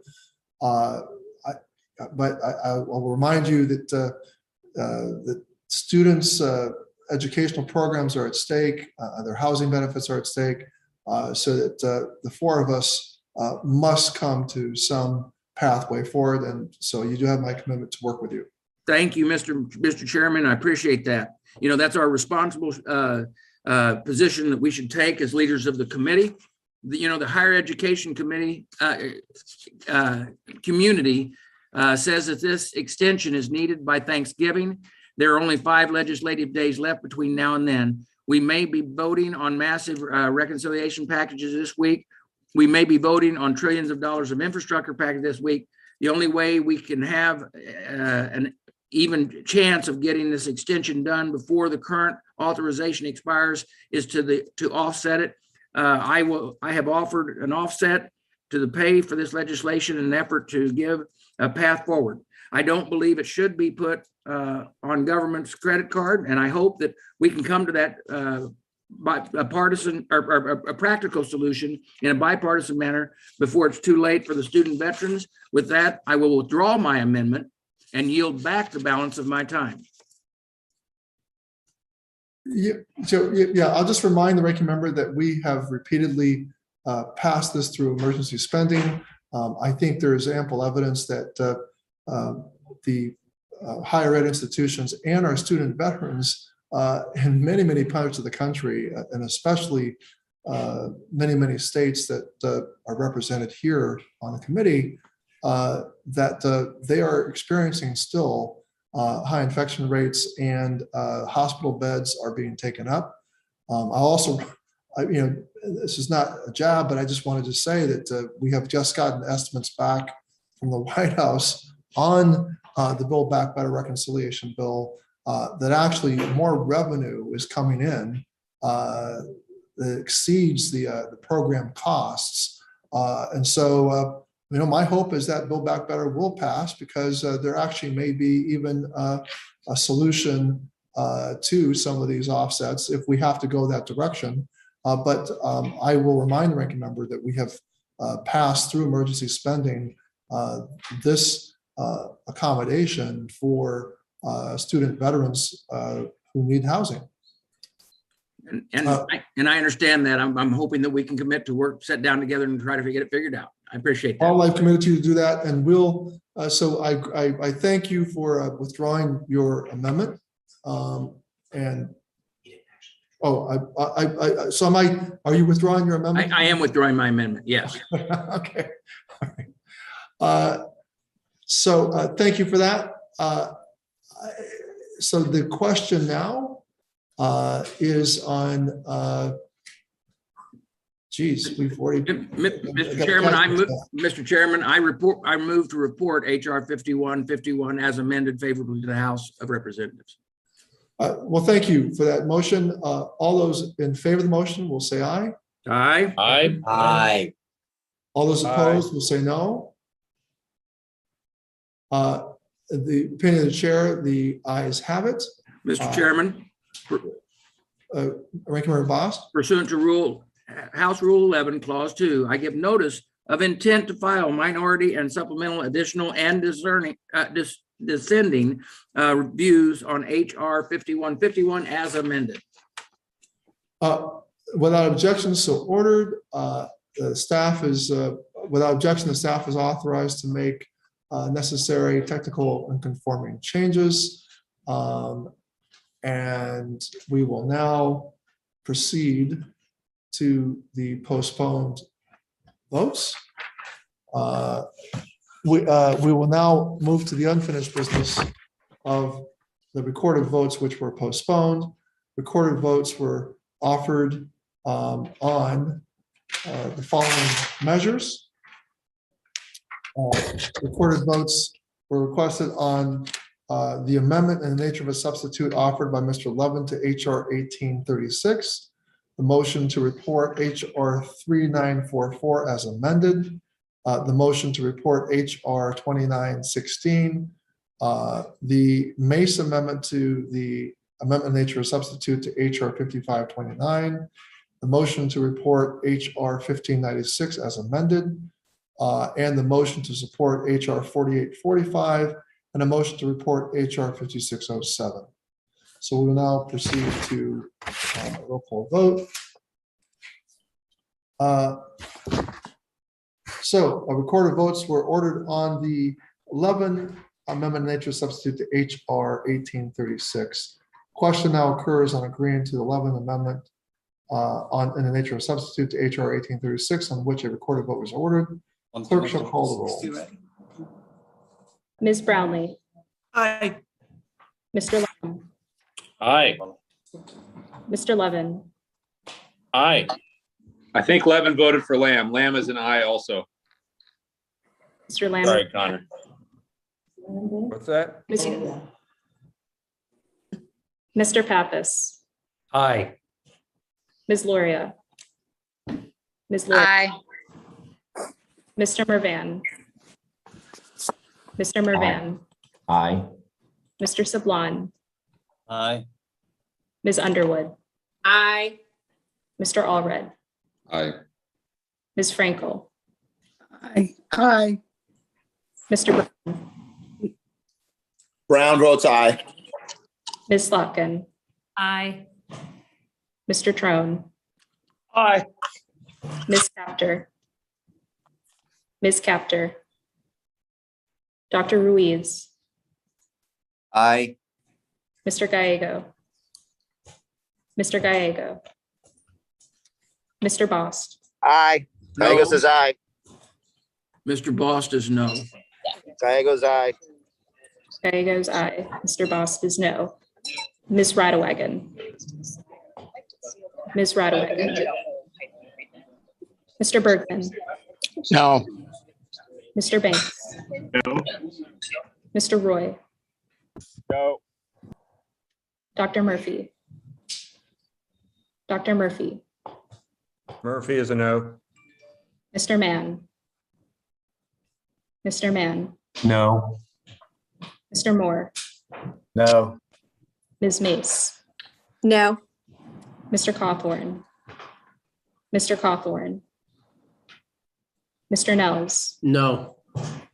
Mr. Rosendale, Rosendale's a no. Dr. Miller Meeks, No. Mr. Elzey, Elsie, no. Ms. Capter, Ms. Radewagen, Mr. Cawthorn, and Mr. Chairman. Chairman votes aye.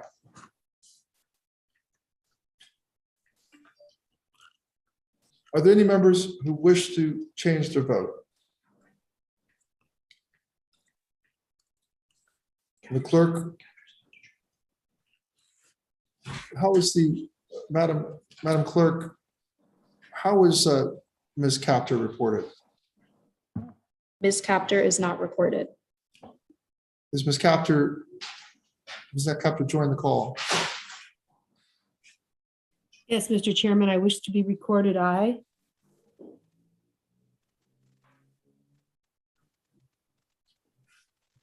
Are there any other members who wish to change their vote?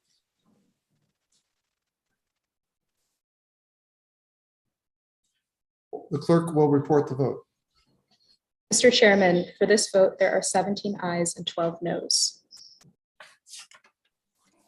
The amendment is agreed to, and without objection, the motion to reconsider is laid on the table. I now recognize Vice Chairman Levin for a motion. Mr. Chairman, I move that HR 1836 as amended be reported favorably to the House. All those in favor will say aye. Aye. Aye. Aye. Aye. All those opposed will say no. No. No. In the opinion of the chair, the ayes have it, and the motion is agreed to. And without objection, the motion to reconsider is laid on the table.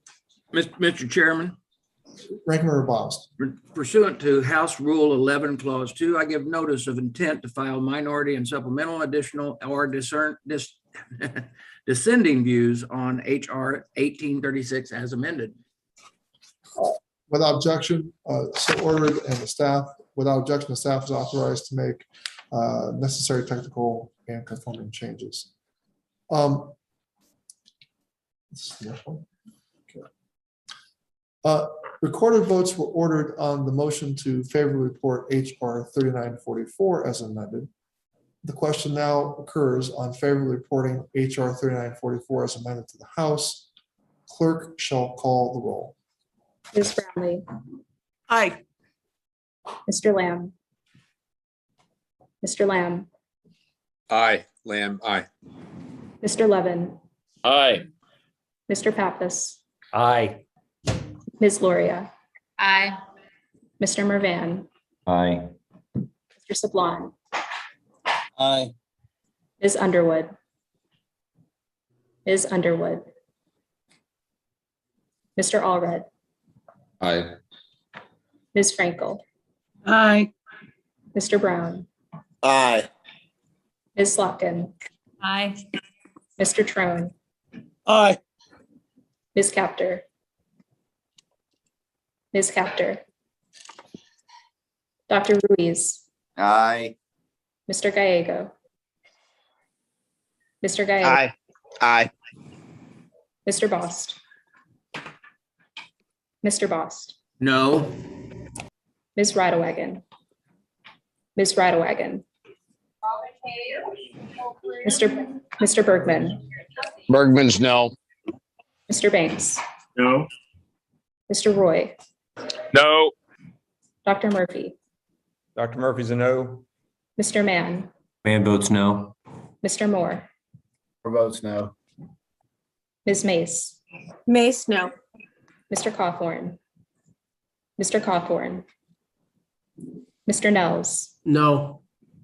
Mr. Rosendale, Mr. Rosendale, Rosendale's a no.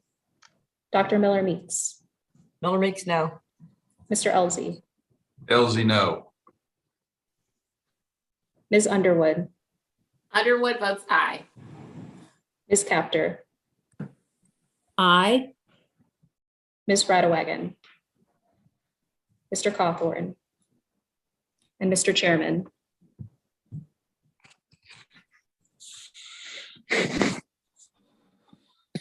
Mr. Chairman, Chairman votes aye.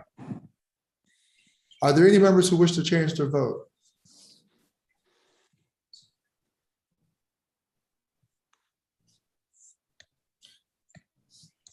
The clerk shall report the vote.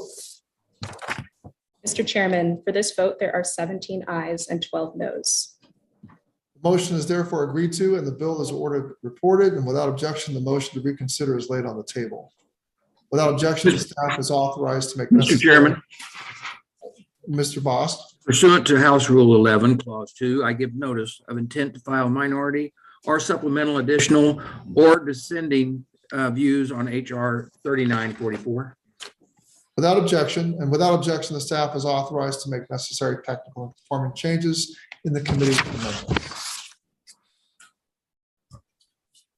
Recorded votes were ordered on the motion to favorably report HR 2916.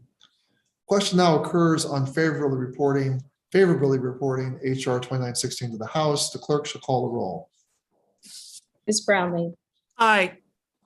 Mr. Lamb, Mr. Lamb, Yes, Lamb, yes. Mr. Levin, Aye. Mr. Pappas, Aye. Ms. Loria, Aye. Mr. Mervan, Aye. Mr. Sablon, Aye. Ms. Underwood, Ms. Underwood, Aye. Mr. Allred, Aye. Ms. Frankel, Aye. This is another yes. Brown votes yes. Ms. Locken, Aye. Mr. Trone, Aye. Ms. Capter, Aye. Dr. Ruiz, Dr. Ruiz, Aye. Mr. Gallego, Mr. Gallego, Gallegos, aye. Mr. Bost, No. Ms. Radewagen, Ms. Radewagen, Mr. Bergman, Bergman's no. Mr. Banks, Mr. Banks, Banks votes no. Mr. Roy, Mr. Roy, Oh. Dr. Murphy, Murphy's a no. Mr. Mann, Man votes no. Mr. Moore, Mr. Moore, Moore's a no. Ms. Mace, Mace is a yes. Mr. Cawthorn, Mr. Cawthorn, Mr. Nels, No. Mr. Rosendale, Rosendale's a no. Dr. Miller Meets, No. Mr. Elzey, Elsie, no. Ms. Radewagen, Mr. Cawthorn, and Mr. Chairman. Chairman votes aye. Are there any members who wish to change their votes? Clerk will report the vote. Mr. Sablon, before I have the vote reported, you wish to be recognized? No, sir. Okay, your hand is up. All right. The clerk will report the vote. Mr. Chairman, for this vote, there are 18 ayes and noes. 18 ayes and how many noes? Can you just repeat the vote? For this vote, there are 18 ayes and 11 noes. 11 noes. The motion is therefore agreed to and the bill is ordered reported. Without objection, the motion to reconsider is laid on the table. Without objection, the staff is authorized to make necessary technical and conforming changes in the committee's amendment. Mr. Chairman, I'm sorry. Ranking Member Bost. Yeah, pursuant to House Rule 11, Clause 2, I give notice of intent to file minority and supplemental addition. No R dissenting views on HR 1596. Without objection, so ordered. Recorded votes were ordered on the Mace Amendment to the ANS to HR 5529. The question now occurs on agreeing to the Mace Amendment to the ANS to HR 5529, on which recorded vote was ordered. The clerk shall call the roll. Ms. Brownlee, No. Mr. Lamb, No. No. Mr. Levin, No. Mr. Pappas, No. Ms. Loria, No. Mr. Mann, Getting it. No. And if Democrats want to get elected, No. they need to ask why they are not getting it done. Ms. Underwood, No. Mr. Allred, No. Ms. Frankel, No. Mr. Brown, No. Ms. Slotkin, Yes. Mr. Trone, No. Ms. Capter, No, thank you. On these policies, but these Dr. Ruiz, No. Mr. Gallego, Mr. Gallego, Gallegos, no. Mr. Bost, Yes. Ms. Radewagen, Ms. Radewagen, Mr. Bergman, Yes, Bergman's yes. Mr. Banks, Yes.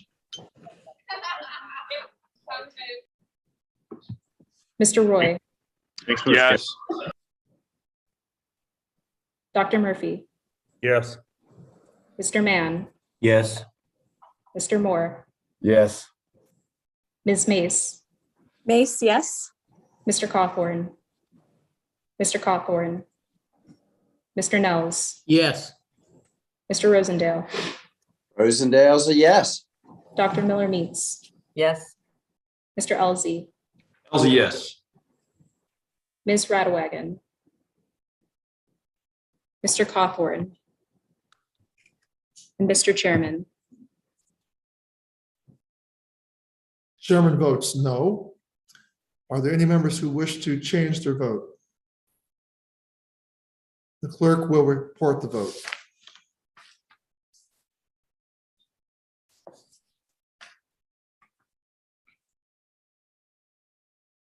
Mr. Chairman, for this vote, there are 13 ayes and 16 noes.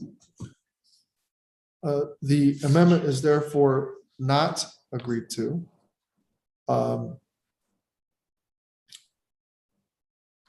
Mr. Chairman. Ranking Member Bost. Yeah, I move to report HR 5529 as amended favorably to the House of Representatives. We still have to do the. All those in, We still have the Miller Meeks amendment in the nature of substance. Yes, that's. that's what he did. Mr. Chairman, was that the proper time for that motion? No, Mr. Ranking Member Ross, we still have to adopt the Miller Meeks amendment in nature of a substitute to HR 5529. So the question now occurs on agreeing to the Miller Meeks amendment in the nature of a substitute to HR 5529. All those in favor say aye. Aye. Aye. All those opposed say no. In the opinion of the chair, the ayes have it and the ANS is agreed to. Mr. Chairman, I now move to report HR 5529 as amended to favorably to the House of Representatives. The question is now on the favorable reporting of HR 5529. All those in favor shall say aye. Aye. Aye. All those opposed will say no. And the motion is agreed to, and HR 5529 will be reported favorably to the House.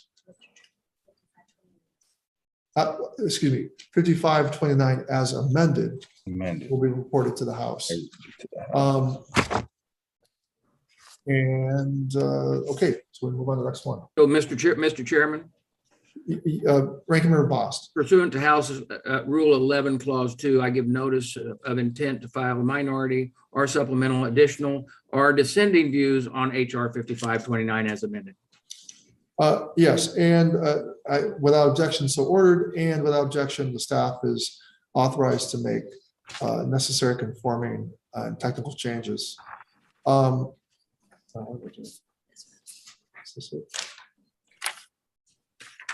Okay, recorded votes were ordered on the motion to favorably report HR 1596 as amended. Question now occurs on favorably reporting HR 1596 to the House. The clerk, as amended, 1596 as amended. The clerk shall call the roll. Ms. Brownlee, Aye. Mr. Lamb, Yes. Mr. Levin, Aye. Mr. Pappas, Aye. Ms. Loria, Aye. Mr. Mervan, Mr. Mervan, Aye. Mr. Sablon, Aye. Ms. Underwood, Aye. Mr. Allred, Aye. Ms. Frankel, Aye. Mr. Brown, Brown votes aye. Ms. Slotkin, Aye. Mr. Trone, Aye. Aye. Ms. Capter, Aye. Dr. Ruiz, Yes. Mr. Gallego, Mr. Gallego, Mr. Bost, No. Ms. Radewagen, Ms. Radewagen, Mr. Bergman, Bergman's no. Mr. Banks, Mr. Banks, Banks votes no. Mr. Roy, No. Dr. Murphy, No. Mr. Mann, Man, no. Mr. Moore, No. Ms. Mace, Mace, yes. Mr. Cawthorn, Mr. Cawthorn, Mr. Nels, No. Mr. Rosendale, Rosendale's a no. Dr. Miller Meets. Dr. Miller Meets. Mr. Elzey, Elsie, no. Ms. Radwagon, Mr. Cawthorn, Dr. Miller Meets, Mr. Chairman. Chairman votes aye. Are there any members who wish to change their vote? The clerk will report the vote.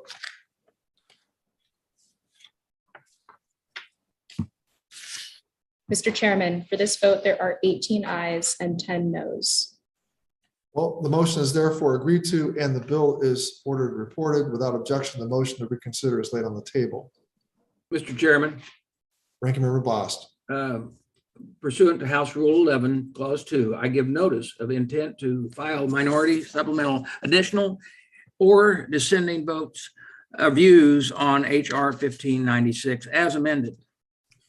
Without objection, the staff is authorized to make necessary technical conforming changes in the committee amendments.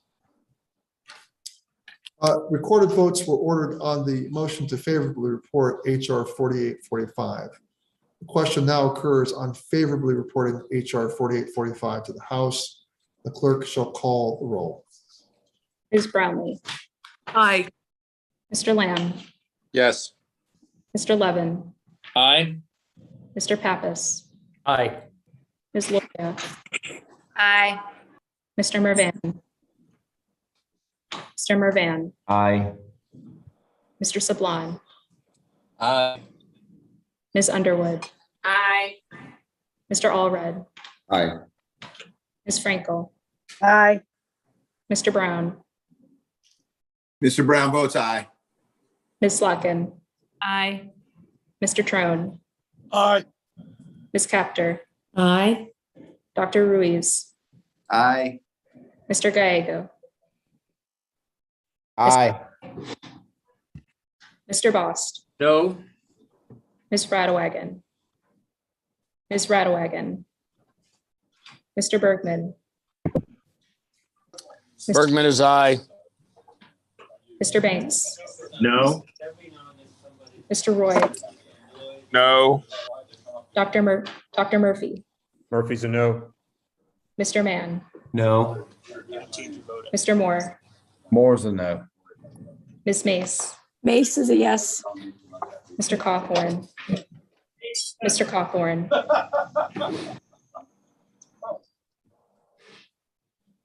Mr. Nels, No. Mr. Rosendale, Rosendale's a no. Dr. Miller Meets, Dr. Miller Meets, Mr. Elzey, Elsie, no.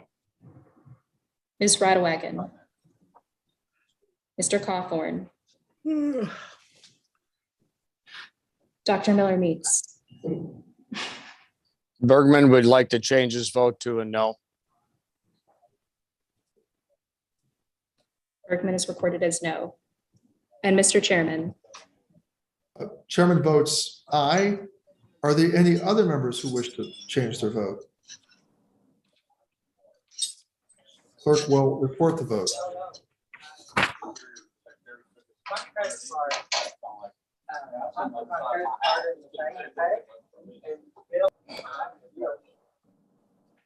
Mr. Chairman, for this vote, there are 18 ayes and 10 noes. Therefore, the motion is agreed to and the bill is ordered reported. Without objection, the motion to reconsider is laid on the table. Mr. Thank you, Member Chairman, Bost. pursuant to House Rule 11, Clause 2, I give notice of intent to file minority or supplemental, additional, or dissenting views on HR 4845. Without objection, the staff is authorized to make necessary technical conforming changes in the committee amendments. Recorded votes were ordered on the motion to favorably report HR 5607. Question now occurs on favorably reporting HR 5607 to the House. The clerk shall call the roll. Ms. Brownlee, Aye. Mr. Lamb, Yes. Mr. Levin, Aye. Mr. Pappas, Aye. Ms. Loria, Aye. Mr. Mervan, Mr. Mervan, Aye. Mr. Sablon, Sablon votes aye. Ms. Underwood, Aye. Mr. Allred, Aye. Ms. Franklin, Aye. Mr. Brown, Mr. Brown, Brown votes aye. Ms. Slotkin, Aye. Mr. Trone, Aye. Ms. Capter, Aye. Dr. Ruiz, Aye. Mr. Gallego, Mr. Gallego, Mr. Bost, Mr. Bost, No. Ms. Radwagon, Ms. Radwagon, Mr. Bergman, Bergman's no. Mr. Banks, Yes. Mr. Roy, No. Dr. Murphy, Murphy's a no. Mr. Mann, No. Mr. Moore, No. Ms. Mace, Mace, yes. Mr. Cawthorn, Mr. Cawthorn, Mr. Nels, No. Mr. Rosendale, Rosendale's a no.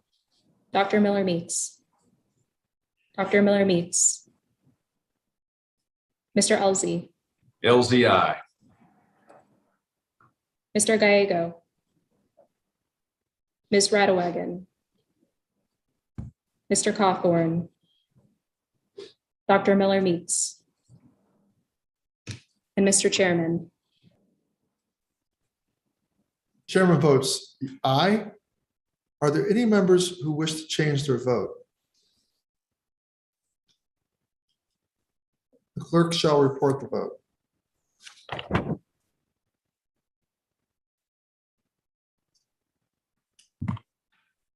Mr. Chairman, for this vote, there are 19 ayes and 8 noes. The motion is therefore agreed to, and the bill is ordered reported, and without objection, the motion to reconsider is laid on the table. Mr. Chairman, Ranking Member Bost, pursuant to House Rule 11, Clause 2, I give notice of intent to file minority or supplemental additional or dissenting views on HR 5607. without objection, the staff is authorized to make necessary technical and conforming changes in the committee amendments.